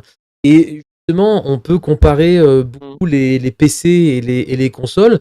Les consoles, de toute façon, quand elles sortent, elles sont déjà dépassées par rapport au PC. Parce que le PC, il y a des nouveaux composants qui sortent en moyenne tous les ans. Et la console, il lui faut 3-4 ans de développement. Donc, les composants qui ont été choisis au début, c'est les mêmes qui sont quand la console sort. Donc, les composants sont déjà dépassés quand la console sort. Elle n'est rien par rapport au PC. L'avantage, néanmoins, qu'a une console par rapport, alors je parle des consoles modernes, hein, par rapport à un PC, c'est l'optimisation. Et justement, je trouve que là, PlayStation a fait un coup de force, puisque en termes de puissance brute, de teraflop, de tout ce que vous voulez, Xbox, avec sa série X, était clairement devant. Mais l'erreur qu'a fait Xbox, c'est d'avoir sorti la série X et la série S, et de dire les jeux sont compatibles sur les deux. Qui a été un casse-tête pour les développeurs, parce qu'ils ont fallu finalement qu'ils s'adaptent aux deux plateformes, et donc ça a tiré tous les jeux vers le bas, puisqu'il fallait que ça tourne sur la série S, avant de pouvoir les faire tourner sur la série X. Et la série S, on le sait, c'est connu, elle est moins puissante que la série X. Elle est que des maths aussi, mais ça c'est un autre souci. Et PlayStation, malgré des performances moindres en termes de puissance brute, ont des optimisations au niveau des jeux qui sont supérieures et qui du coup arrivent à obtenir des FPS supplémentaires par rapport à Xbox, bien que la console soit moins puissante. Donc c'est un des avantages où même quand la console elle sort, elle est déjà dépassée, elle arrive à tenir quand même tête à des bons PC.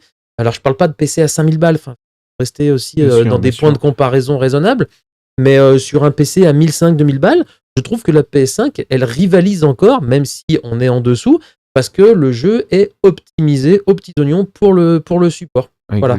Et toutes les consoles PlayStation qui sortent, une PS5 ressemble beaucoup plus à une autre PS5 qu'un PC ressemble à un autre PC. Voilà. Et la multitude de configurations sur PC, c'est le même problème sur smartphone, hein, pour les détracteurs des smartphones, donne du fil à retordre aux développeurs pour faire des jeux qui tournent correctement, quelle que soit la machine. Ouais. Ce sera mon mot de la fin par rapport au support. Au support mais c'est clair que quand je vois sur des forums des gens qui disent encore oui, mais moi j'ai un PC et tout, même moi qui en ai un, j'ai un PC à un peu plus de 2K, et ben je dis oui, mais n'oublie pas que la PlayStation, elle est sortie, elle était à là, elle est à combien, à 599, 699, 50 là, mais elle était à 500 à l'époque. Ouais. Voilà, donc et puis il y en a des gens, ils en ont rien à foutre, ils vont pas se dire fait chier le PC, il faut le brancher, alors que là c'est la même chose pour la console, mais ils ont envie d'arriver dans leur magasin, d'avoir la console, de sortir la console, ça les rassure. Et j'en fais partie également. Tu branches ta console, t'as pas à te prendre la tête, tu lances la galette dans la console et tu joues, point final. T'as pas d'installation et de bordel. Et ça, je pense que c'est alors dans c'est la pas tête. totalement vrai. Ouais, bon, maintenant t'as cette partie installation qu'on n'avait pas à l'époque, mais bon, c'est quand même infime. Alors que maintenant, le PC, si tu chiates pas un petit peu, ben même quand tu lances le jeu, qu'il est installé sur ton PC, il faut encore fignoler dans les comment dire, les réglages pour pouvoir optimiser le jeu. Et ça, les gens, mais ils en ont rien à secouer, la plupart. Hein. Ils veulent jouer, ils veulent du pratique. Ouais. Alors justement, on va parler, maintenant qu'on a parlé du support de jeu, parlons du support du jeu. Par rapport à quoi ? Par rapport au physique et au démat. Et la console a encore un avantage indéniable, c'est que la plupart possèdent encore un lecteur physique pour acheter ces jeux en physique. Et la même étude qu'on a présentée tout à l'heure, le dit clairement, 69% des Français préfèrent le physique. Okay, ça, c'est une préférence. Je ne sais pas s'ils ont mis ça en relation avec les chiffres de vente des maths physiques, mais je crois que c'est assez difficile de comparer les deux. Et quoi qu'il en soit, en France, en tout cas, on est encore très attaché au physique. Alors, il y a un marché du rétro qui explose. Moi qui suis bien baigné dedans, c'est quelque chose. C'est extrêmement cher. Mais sur les jeux récents, vous avez le physique qui est encore très demandé. Et même, on en est à un point où il y a certains jeux qui sont sortis en démat et le jeu a tellement cartonné qu'ils l'ont sorti en physique après. Donc c'est cool pour ceux qui le voulaient en physique. On l'a attendu, ça a été le cas pour Black Myth. Black Myth, il est sorti en démat et quelques mois après, il est sorti en physique. Et là, je l'ai pris en physique. Parce que moi, je voulais avoir la galette à insérer dans mon lecteur. Voilà. Il y a un phénomène par rapport à ça aussi, c'est qu'aujourd'hui, si on veut jouer sur PC en physique, c'est juste plus possible. Plus aucun jeu PC ne sort sur CD. Alors, une des raisons pourquoi je joue plus sur PC, ouais. Mis à part les collectors, comme par exemple je pense à Warcraft, ça fait déjà 3 extensions qui arrivent et qui ne sortent qu'en démat. Par contre, tu as la possibilité de commander ton collector avec la figurine, avec le boîtier, avec les livrets qui Y a vont le CD? avec. Alors, il n'y a pas de CD, Bah voilà, il n'y a pas de CD, mais tu as quand même une version, on va dire, physique du jeu, tu quoi. as des goodies, t'as pas de version physique T'as pas du de jeu. version. Bah oui, t'as pas de. Et de Combien CD. de jeux sortent en version physique, c'est-à-dire dans une boîte en plastique qui contient un code de téléchargement? Quel moment il y a des mecs qui ont trouvé ça intelligent de sortir un jeu dématérialisé à télécharger via un code dans une boîte en plastique? Là, John, pour le coup, d'ailleurs, ça te rappelle quelque chose, ça? Le plus grand scandale qu'on a eu, c'était sur un jeu de cœur que j'ai, où on a ouvert le collector, un gros collector avec des marteaux, avec une boîte. Et on ouvre la boîte, pas de CD, un code de téléchargement. un code de Oh téléchargement. là là là là. Sur un collector à J'attends que la version physique baisse pour l'acheter parce que forcément je l'ai pas dans la collecte et Ouais, moi je l'ai racheté derrière, mais ça m'a fait mal au cul quand même. donc j'attends effectivement. Ça me fait, tu fais bien de me rappeler, il faut que je le guette. Faut que je guette la bonne occasion pour le prendre. Ouais. Mais ouais, malheureusement, c'était. Alors, je sais pas si c'est maintenant qu'on commence à parler de chiffres, parce que moi, c'est un sujet qui me tient énormément à cœur. J'ai Vas-y, vraiment vas-y. des très bonnes infos à partager. En fait, alors déjà, je vais mettre directement les deux pieds dans le plat. Énormément de créateurs de contenu, voire la presse, ont du mal à lire les chiffres, en fait. Vraiment, je suis désolé, alors, je vais être un peu prétentieux sur ce sujet-là, mais c'est un sujet que j'étudie depuis de nombreuses années, qui me tient très à cœur. Et évidemment, je vais argumenter, je vais expliquer. Mais en fait, aujourd'hui, je pense que c'est un peu le problème de notre génération, en fait, avec les réseaux sociaux. En fait, on a tellement d'informations aujourd'hui que l'information, quand elle est diffusée, on n'a pas le temps de l'analyser, ou les gens ne l'analysent pas, et on passe tout de suite à l'information suivante, en fait. Vous savez, c'est comme les contrats. Vous savez, des fois, vous avez un petit astérisque quelque part, et en fait, il faut lire en bas du contrat, la petite ligne, en fait. Voilà, bah, c'est un petit peu pareil, en fait. Et en fait, les chiffres que vous voyez sur le jeu physique, hein, et là, je parle pas en France, hein, c'est vraiment monde. Hein. Le jeu physique se porte très bien. Alors, effectivement, on entend partout dans le monde alerte générale, le physique, alors, attention, je vais nuancer. Oui, le physique diminue lentement, mais sûrement. Mais, et c'est important le jeu physique se porte très bien. Alors, je vais évidemment expliquer. Ce qui est même génial, c'est que les trois constructeurs là, de consoles sont des boîtes qui sont cotées en bourse. Donc, elles ont l'obligation de montrer leurs résultats financiers. Du coup, c'est trimestriel, du coup. Et du coup, dans ces résultats trimestriels, ils montrent la part de physique des maths. Je vais commencer par le plus simple, celui où il y a moins de débats possible, c'est Nintendo. Nintendo, c'est 66% de jeux vendus qui sont en physique. Et le reste en démat. Sauf que c'est quand même important la part de physique du coup chez Nintendo. Alors on peut évidemment l'expliquer parce que Nintendo c'est comme une console qui est très pour les enfants. Les enfants ils n'ont pas de carte bleue, donc ils n'achètent pas des jeux sur les shops. C'est papa maman qui achètent des jeux, les fêtes de Noël, etc. Donc c'est pour ça qu'il y a et qui mettent dans un papier cadeau au pied du sapin. Chez Nintendo, voilà, exactement. Les jeux qui sont au pied du sapin, voilà, etc. Donc, globalement, les jeux Nintendo se vendent très très bien en physique. Voilà. 66% PlayStation. pour Nintendo. Ouais, ça, moi personnellement, je trouve pas ça ouf. Je suis vraiment surpris. Je pensais que Nintendo se vendait beaucoup plus en physique que justement PlayStation, avec le PS Plus et toutes les conneries, quoi. Alors, 66%, c'est pas mal déjà. C'est là où ça va, mais d'accord. Moi, j'aurais dit 78%, moi, par exemple, tu vois, facile. C'est pour ça. Non, mais c'est pour ça que c'est bien, parce que quand tu entends en fait les créateurs de contenu ou la presse, effectivement, ils pointent toujours le doigt quand les chiffres sont pas bons pour le physique. Ouais. Et tu vois, le cas Nintendo, ce qui est très bon, puisque tu vois le Bien physique sûr, est ouais, largement c'est bon, majoritaire. T'entendras pas les gens dire oh là là, mais regardez le démat, est-ce que ça il va survivre ou je sais pas, enfin bref, tu vois ce que je veux dire. Toi, c'est toujours ah là le démat il prend de l'ampleur sur le physique et enfin, bref voilà. Ce qui va être intéressant, PlayStation.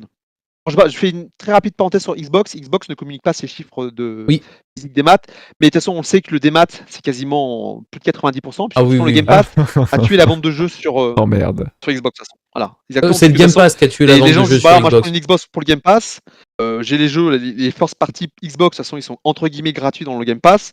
Donc, je vais pas les payer 60, 70, 80 balles. Je vais les prendre sur le Game Pass. Voilà. Donc, du coup, effectivement, tu peux quand même prendre tes jeux éditeurs tiers, parce que les jeux éditeurs tiers, en grande majorité, ne sont pas sur le Game Pass, en tout cas Day One. Mais au final, voilà, ça reste qu'une bouteille. Voilà. Mais ce qui est super intéressant, c'est PlayStation, et si vous allez comprendre mon argumentation, une fois de plus, tous les 3 mois, PlayStation, ils sortent leurs chiffres, hein, physique des maths, enfin, moi, les chiffres, les recettes, etc. En gros, c'est 80% des jeux vendus sur PlayStation sont en démat, 1% en physique. Donc effectivement, quand tu compares à Nintendo, tu dis oh là là, c'est vrai qu'il y a un fossé qui sépare. Il y a un gap. Et là, il y a quelque chose qui est très important, effectivement. En gros, dans ces chiffres-là, tout est pris en compte. Par exemple, les parts de démat, c'est-à-dire les jeux comme les gros first party, comme les AA et comme les jeux indés. En fait, ce qui est très important, c'est qu'on voit que les jeux, donc la part du démat, a commencé à beaucoup augmenter à partir de 2017. 2017, c'est le début de l'explosion des jeux indés. Les jeux indés sont en énorme majorité en physique, en démat. Et les jeux indés, vous avez énormément de jeux indés, et même de plus en plus, c'est des jeux qui coûtent quoi? Des fois 5 balles, 10 balles, 15 balles, et en plus qui ont des durées de vie très courtes. Même il y en a certains qui se finissent en 2 heures, 5 heures, 10 heures. Donc vous avez, et c'est leur choix, vous avez des gens qui jouent quasiment qu'à des jeux indés. Ils vont acheter, peut-être sur un mois, ils vont acheter 3-4 jeux indés, donc ils sont disponibles qu'en démat, sauf que dans les stats ça compte. Ils achètent 4 jeux démat. Et vous, donc moi par exemple à côté, je vais acheter mon first party, je vais acheter un Last of Us 2 en physique à 60 boules, je vais mettre un mois pour le finir, et du coup dans les stats, moi j'ai acheté un jeu physique, 35 en démat. À côté il y a le mec qui joue qu'à des jeux indés, il aura acheté 4 jeux indés. Des jeux indés pas chers, très courts, et au final dans les stats, tu vois que le physique, quand tu dis le physique il est mort, tu vois, c'est vrai que les jeux indés, dans ce que tu dis, les chiffres. Dans ce que tu dis, c'est vrai que y a 4 fois plus de jeux démat vendus par rapport aux jeux physiques. Mais en termes de chiffre de vente, de montant d'achat, en fait, il y a plus de budget, dans l'exemple que tu as donné aux jeux physiques par rapport aux jeux démat. Parce que 4 jeux à 5 ou 10 balles, les grands max, ça fait 40 balles, quand ton jeu physique t'a coûté 60. Donc en chiffre de vente, tu as généré plus d'argent pour PlayStation avec ton achat physique unique que 4 ou 5 jeux démat. À 5 ou 10 balles.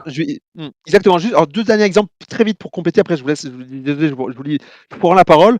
Effectivement, tu parlais des chiffres, mais c'est un très bon exemple à ce que tu as dit, Steph, sur les montants.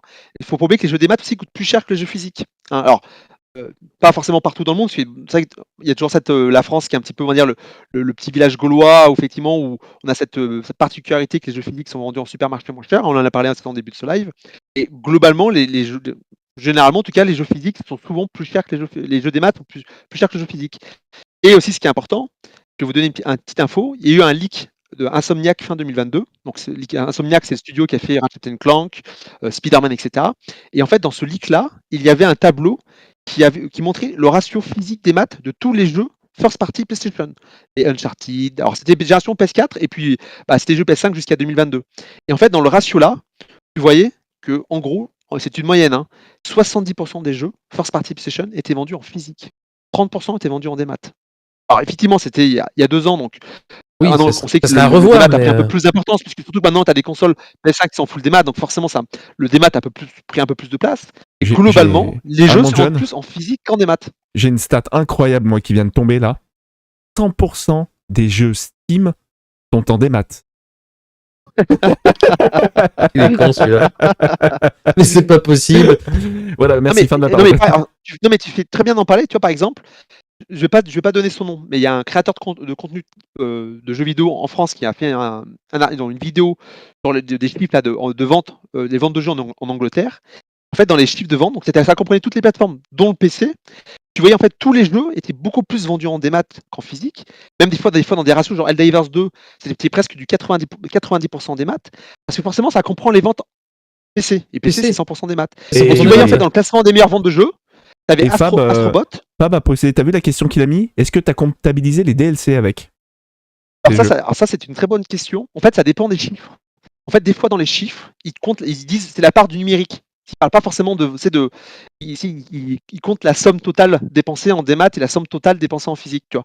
Mais ils parlent pas du coup, ils différencient pas les ventes, tu vois. Pour ça que des fois, c'est très trompeur les chiffres qui sont partagés.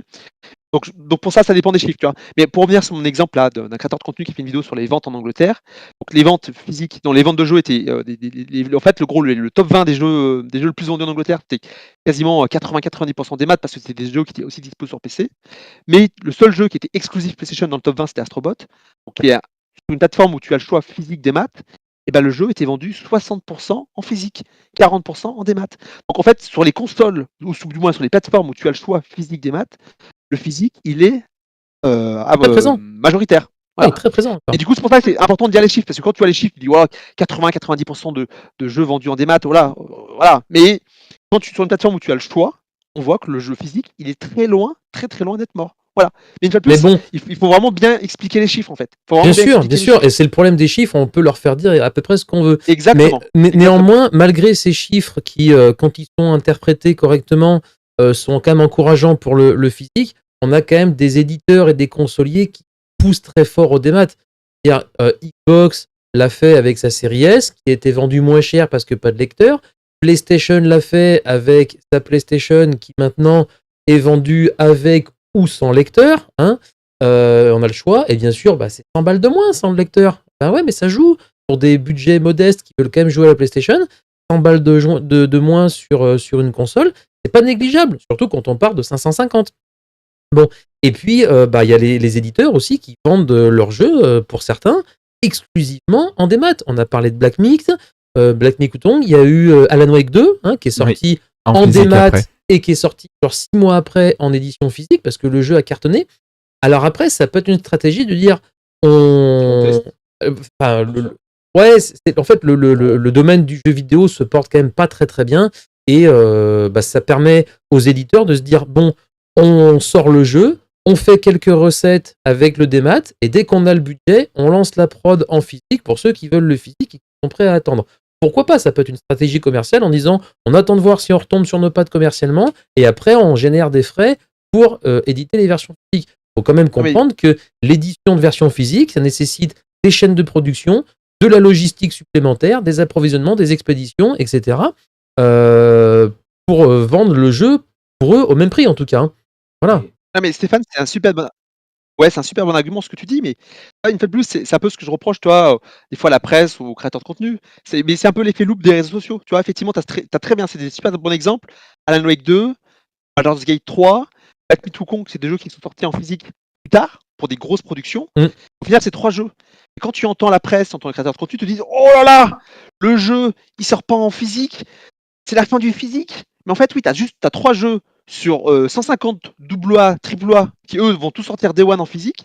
Parce que t'as 3 jeux qui sortent pas en physique Day One. Oh là là, c'est la fin. C'est les journalistes. Hein. Tu vois?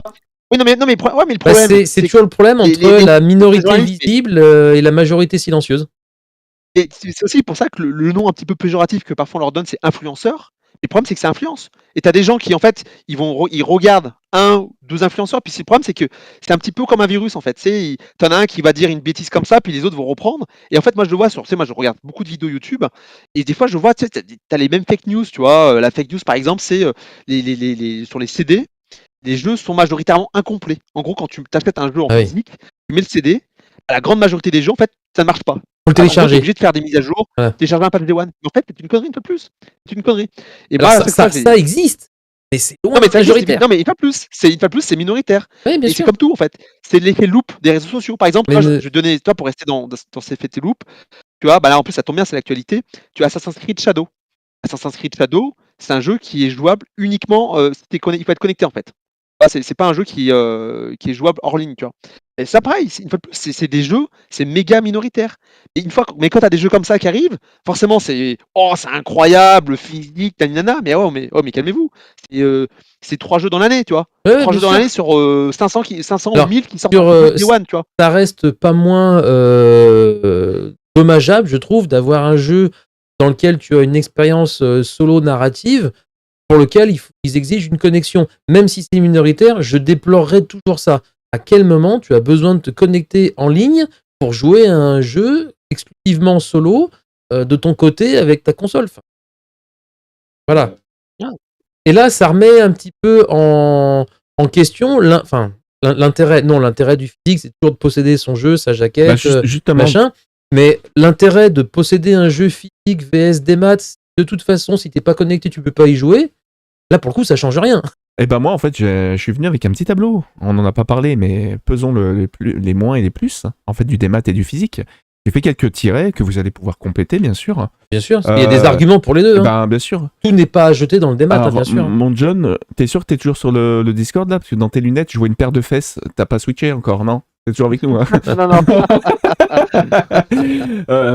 Non. Écoute, moi, j'ai mis sur le démat, tout simplement, gain de temps à l'achat, rapidité pour y jouer. T'as un soir, t'es en train de regarder une série Netflix avec ta femme, tu dis oh putain, merde, c'est vrai, il est sorti, j'y vais. Je vais dans la chambre, je télécharge le jeu pour peu que tu aies une connexion viable, tu joues immédiatement. Donc gain de rapidité pour y jouer.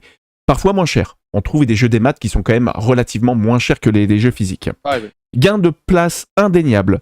Pratique pour une bibliothèque. En fait, t'as tous les jeux, par exemple, je pense à Steam, t'as tous les jeux dans une bibliothèque. Ok, ça c'est un des points positifs pour eux.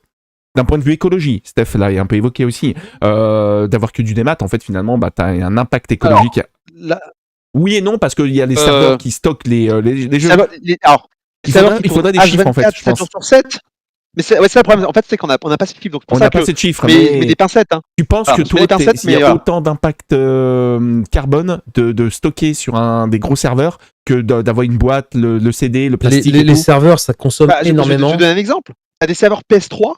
Ouais. Et la PS3, ça a combien de temps? Tu as des serveurs PS3 qui tournent toujours H24, 7 jours sur 7. 2006, ouais, la PS3. Non mais voilà, est-ce que les l'ensemble non, mais je suis d'accord. des jeux Mais qui ont été produits, donc le plastique, tout ça, qui ont été envoyés, voilà, les gens qui se déplacent pour l'acheter, etc. Ok. Est-ce que tout ça, ça consomme plus que finalement, les milliers, centaines, maintenant peut-être moins, les serveurs qui tournent H24, 7 jours sur 7. Et pareil, aussi qui tombent en panne. Donc il faut acheter des pièces, il faut commander, il faut faire venir des pièces ou des serveurs à l'autre bout du monde. Tu vois, non, mais bien sûr, c'est contrairement le contre-argument des gens qui disent ça.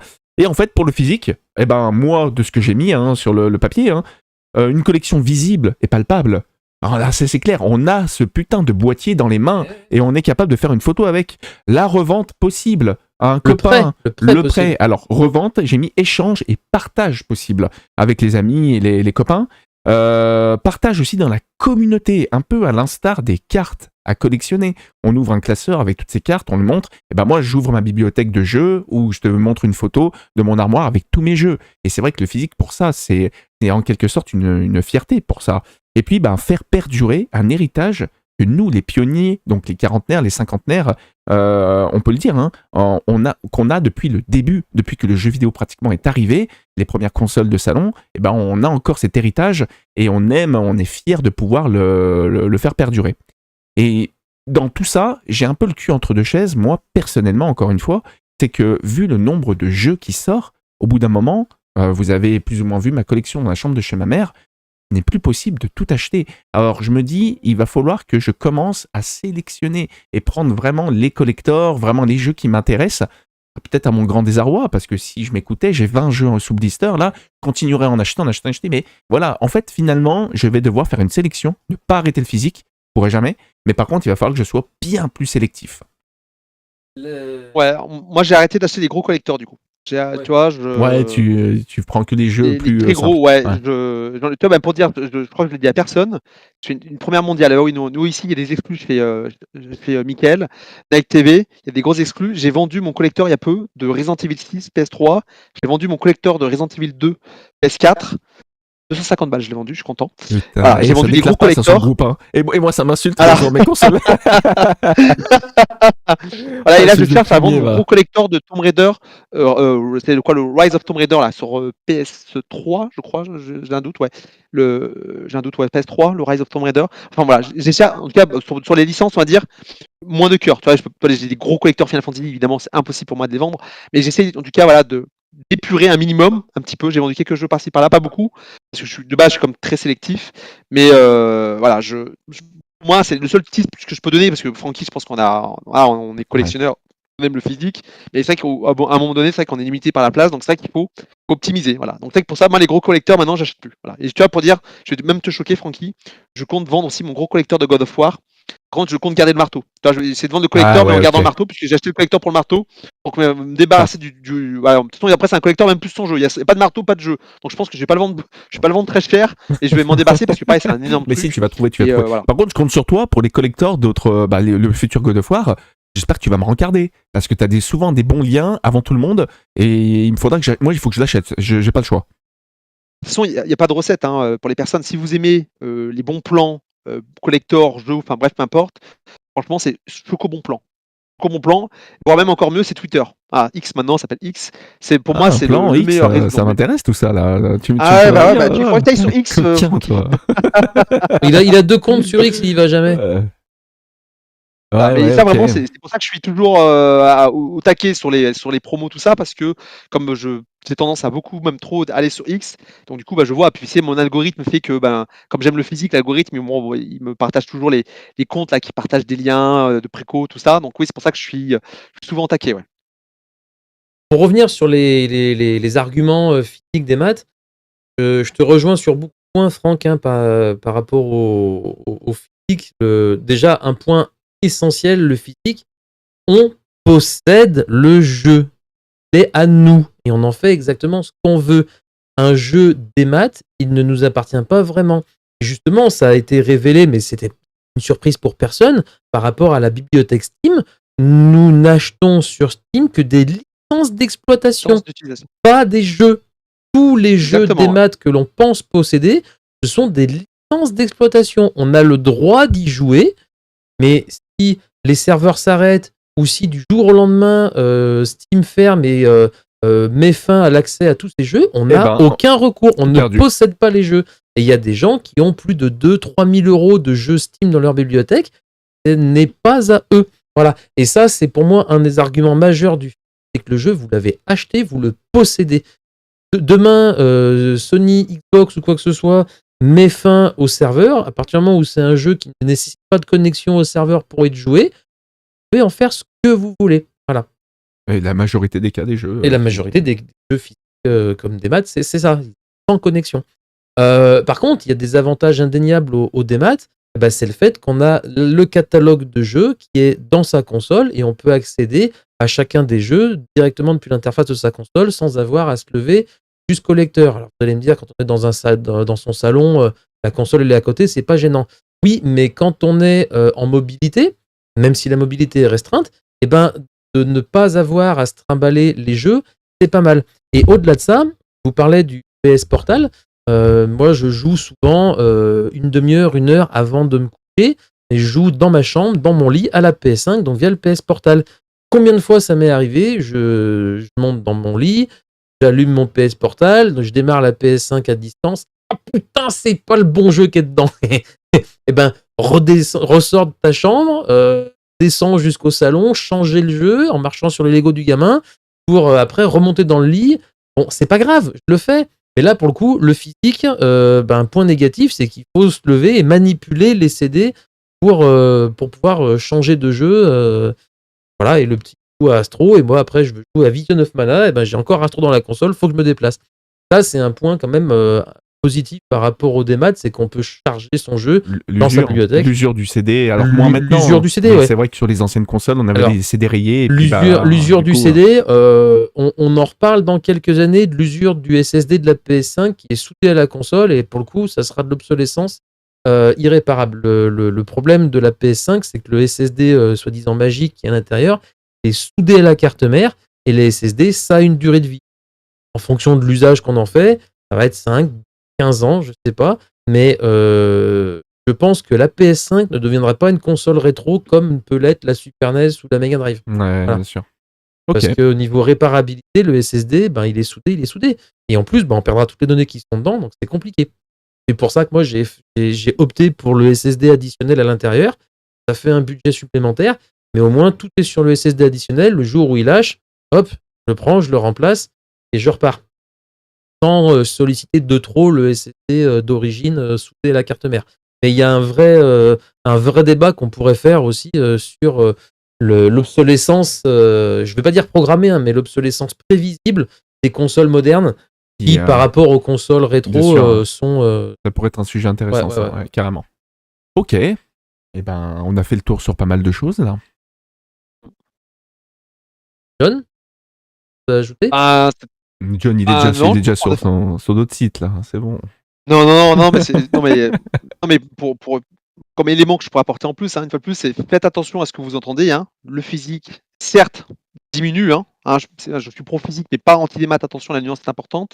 Certes, le physique perd petit à petit des parts de marché, mais globalement, il se comporte encore très très bien. Et pourquoi Micromania et les autres magasins, en tout cas en France, ferment? Effectivement, c'est qu'avant tout, je pense que la concurrence Amazon, des hypermarchés. Alors ça, hypermarché, c'est une exclusivité française, mais pareil dans le reste du monde, hein.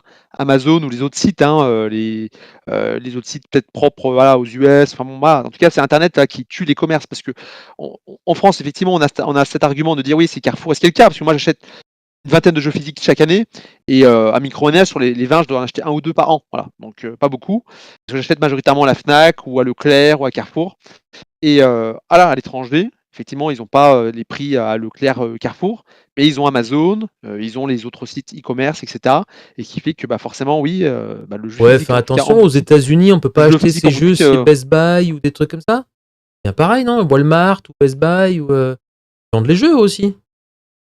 Et puis tu as aussi l'occasion aussi. C'est qu'on on en a parlé brièvement, mais tu as aussi des gens qui se disent bon pourquoi je vais acheter un jeu tout neuf? Maintenant on a par exemple en France, tu as Vinted, Le Bon Coin, etc. Attends un petit peu, tu as ton jeu 15-20 balles moins cher dans quelques semaines. C'est un bon plan ça, hein. Alors que chez Micromania, tu l'achètes d'occasion au prix du neuf 6 mois après. Non mais c'est ça, non mais je veux dire, non mais t'as raison. Ils étaient bons Tu vois, quand par même. exemple, je serais pas collectionneur. Moi les jeux quand je les achète à Leclerc par exemple à 50 balles, je torche, je sais pas, en fonction du jeu, je torche 2-3 semaines après. Je le revends sur Vinted tout de suite derrière. Je vais juste perdre 10 € sur mon prix d'achat initial en fait. 10-15 €, tu vois, si je veux le vendre rapidement. Donc au final, tu peux jouer à tous les. Vas-y, excuse-moi Francky, vas-y. Je disais Micromania, là je rebondis. Une fois, je suis arrivé avec ma voiture, le coffre rempli de jeux. Je suis arrivé à Micromania et j'ai mis la caisse de jeux. Je revendais même la voiture. Ils m'ont proposé un bon de 10 € avec la voiture comprise. On plaisante Ouais, sur enfin, Micromania, bien sûr. malheureusement, On les adore. Mais c'est vrai que c'est le triste surnom aussi qu'on donne à Micromania, si on les appelle Escromania. Et aussi au final, hein, le problème c'est que ils ont des employés, ils ont des murs à payer, hein, donc. Il faut savoir, c'est que toute boutique qui fait du jeu d'occasion est assujettie à la TVA. Donc quand ils vendent un jeu d'occasion, ils sont obligés de le majorer de 20% pour pouvoir facturer la TVA. Donc quand ils reprennent un jeu 10 balles, ils veulent faire 0 dessus, ils sont obligés de le vendre 12 balles déjà parce qu'il y a 20% de TVA. En plus, ils vont être taxés eux sur le prix de vente, donc sur ces 12 balles. Donc il faut qu'ils le vendent 15 balles, 20 balles pour essayer de gagner peut-être 1 € sur un jeu qu'ils ont racheté 10 €, qu'ils vont vendre 20, et il va peut-être leur rester qu'1 €. On peut les critiquer comme on veut, ils n'ont franchement pas le choix. Ils n'ont pas le choix. Et sur les prix de vente neufs, ils sont obligés de les vendre au prix de vente conseillé parce que eux, ils peuvent pas se rattraper ailleurs. C'est malheureux, mais même si ça me fait chier que Micromania ferme, ça fait déjà quelques années que je me pose la question, comment ça se fait qu'ils n'ont pas fermé avant? Je pense que la fusion avec Zing y est vraiment pour quelque chose. Je pense que ça a reboosté le chiffre d'affaires et les bénéfices. Mais je suis pas sûr que Micromania Zing gagne encore beaucoup d'argent sur le jeu vidéo. Je pense qu'il se rattrape beaucoup sur les produits dérivés et accessoires. Je pense. Et encore une fois, c'est une croyance et pas de chiffre à l'appui. Mais je vois pas comment c'est un système qui est fiable de vendre du jeu vidéo au prix de vente conseillé quand souvent en plus les Micromania ils sont dans la galerie marchande des supermarchés qui le font de la concurrence directe avec des jeux à 20 ou 30 € moins chers. Je sais pas comment ils peuvent vivre qu'avec le jeu vidéo, c'est forcément les produits dérivés. Je vois pas autre chose. Pour conclure, sur le jeu physique et le jeu des maths, c'est vrai qu'on parlait des supports en début d'émission. Oui, sur console, on a encore le choix. Sur PC et sur smartphone, on n'a plus le choix. C'est 100% des maths. Et là, j'aurais une pensée toute émue pour la Nokia N-Gage, qui est partie beaucoup trop tôt, qui, elle, possédait des jeux physiques sur un smartphone. Et oui, Oui, je me souviens quand je la voyais à Micromania, à Saint-Genis 2, ouais, je me souviens. des jeux N-Gage en cartouche dans ton téléphone portable. Fini ça. Je pense qu'on peut conclure cette émission sur. John, sur ce souvenir John de a dit N-Gage. quelque chose et je suis pas d'accord avec lui là. Le physique diminue. Ça dépend de quel physique tu parles. Voilà. Je l'ai placé, je suis content. Voilà, exactement. Bien les amis, écoutez, je pense qu'on peut conclure là-dessus. C'était encore une belle émission. Je trouve qu'on a bien approfondi les sujets là encore. Moi, je suis quand même bien content que ça se termine là. J'en pouvais plus de vous deux. John, on te retrouve où, quand, comment, sur quel réseau? Alors moi, je partage mon compte Twitter, Voilà, essentiellement, voilà, c'est là où vous pouvez. Je suis très actif dessus. Tu peux le mettre dans C'est le chat. probablement le réseau pour lequel je suis le plus actif. Et mon compte Twitter, c'est Crixus_FF. Tu peux le mettre dans le chat. Voilà. Merci mon frère. Oh, et le SMR qui lance un raid. Bienvenue à toi et à tes viewers. Voilà, John qui a mis son Twitter dans le chat. Et des événements prochainement sur lesquels on peut te retrouver? Ou d'autres émissions? Peut-être lundi prochain, je serai peut-être sur YouTube. Je fais mon ami Seb Sol, qui a une chaîne YouTube, voilà, un peu plus de 6000 followers. Donc je serai peut-être chez lui lundi prochain. Okay. Je suis chroniqueur, voilà, chroniqueur dans son équipe, mais bon, je suis pas présent dans toutes les émissions, mais en tout cas là, les émissions c'est lundi soir chez lui, donc voilà, je serai peut-être présent lundi prochain. Et sinon, IRL, voilà, s'il y a des grands fans de Final Fantasy, je serai au concert de Final Fantasy là à Paris. C'est quand? Le 7 juin, je crois, quelque chose comme 7 ça. juin okay. Et il y a aussi le concert PlayStation aussi cette année à Paris aussi également. Et je sais plus du tout quand est-ce que c'est, mais voilà, en tout cas voilà, c'est les événements auxquels vous pouvez me retrouver physiquement cette année. Et Japan Expo comme chaque année. Japan Expo, mais ça c'est début juillet. Début juillet. Paris aussi une fois de plus à Paris. Franck, on te retrouve où, quand, comment? Eh ben, écoutez, Francky mon kiki sur YouTube, et merci à vous tous. Peut-être que vous êtes abonnés à la chaîne. Ma chaîne a explosé depuis un petit moment. Je propose de plus en plus de contenu, des formats plus courts que ce que j'avais l'habitude de faire. C'est vrai qu'ils font qu'une demi-heure maintenant. Maintenant, c'est 30 minutes. Stéphane a mis un commentaire exceptionnel. Je fais une vidéo de sport de 10 minutes. Elle fait 10 minutes 28 secondes. Il a quand même réussi à me chambrer en me disant « Je ne regarderai pas ta vidéo parce qu'elle fait plus de 10 minutes. » J'ai pas dit que je la regarderai pas parce que je l'ai regardée jusqu'au bout. C'est comme ça que je sais qu'elle fait 10 minutes. Vous aimez le sport, vous aimez le gaming, vous aimez un peu l'humour, vous serez les bienvenus sur cette chaîne YouTube. D'ailleurs, la vidéo d'intro, c'est la musique d'IA que Stéphane a faite, qui est à mourir de rire. C'est les 20 ans de défi du Kiki, je vous invite à regarder. Mais en tout cas, voilà, donc merci de me suivre et j'espère que ça va continuer comme ça. Et le replay de cette émission sera sur la chaîne YouTube de Francky mon Kiki. Voilà. D'ailleurs, Stéphane, il faudrait qu'il la mette sur le chat s'il peut. Ouais, je le mettrai ou je le mettrai. Sur le... je vais la poster. Ouais. Allez, donc voilà, vous aurez l'émission en direct sur ma chaîne systématiquement et vous aurez le replay du coup sur la chaîne de Franck. Voilà, bon, vous retrouvez le replay sur sa chaîne, les directs ici, et puis on va essayer de se faire des montages audio pour pouvoir poster ça sur les différentes plateformes de podcast, Spotify et peut-être Apple Music. Ça sera déjà pas mal. Voilà. Ça sera super. Mais il faut qu'on s'attelle au montage maintenant. Exactement. Voilà. Ben, en tout cas, merci à vous deux. C'était super sympa comme d'habitude. Ouais. Pareil, top. Ouais. Merci à tous d'être restés présents jusqu'au bout. On se retrouve dans à peu près 2 mois pour l'épisode 3. On vous tiendra bien sûr au courant sur les réseaux sociaux. Pour ma part, vous me retrouvez jeudi soir pour du bricolage, du modding ou de la réparation sur la chaîne. Autrement, sur tous les réseaux, là pour le coup, ça va être plus simple pour moi de les poster puisque Facebook, Insta, Twitter, Discord et ma chaîne YouTube directement en lien dans le chat. Et je suis un raideur de SMR incroyable alors que je suis sur ma propre chaîne connectée depuis le début. Aïe, aïe, aïe, aïe, aïe. Voilà les amis, bah écoutez, on va se quitter là-dessus.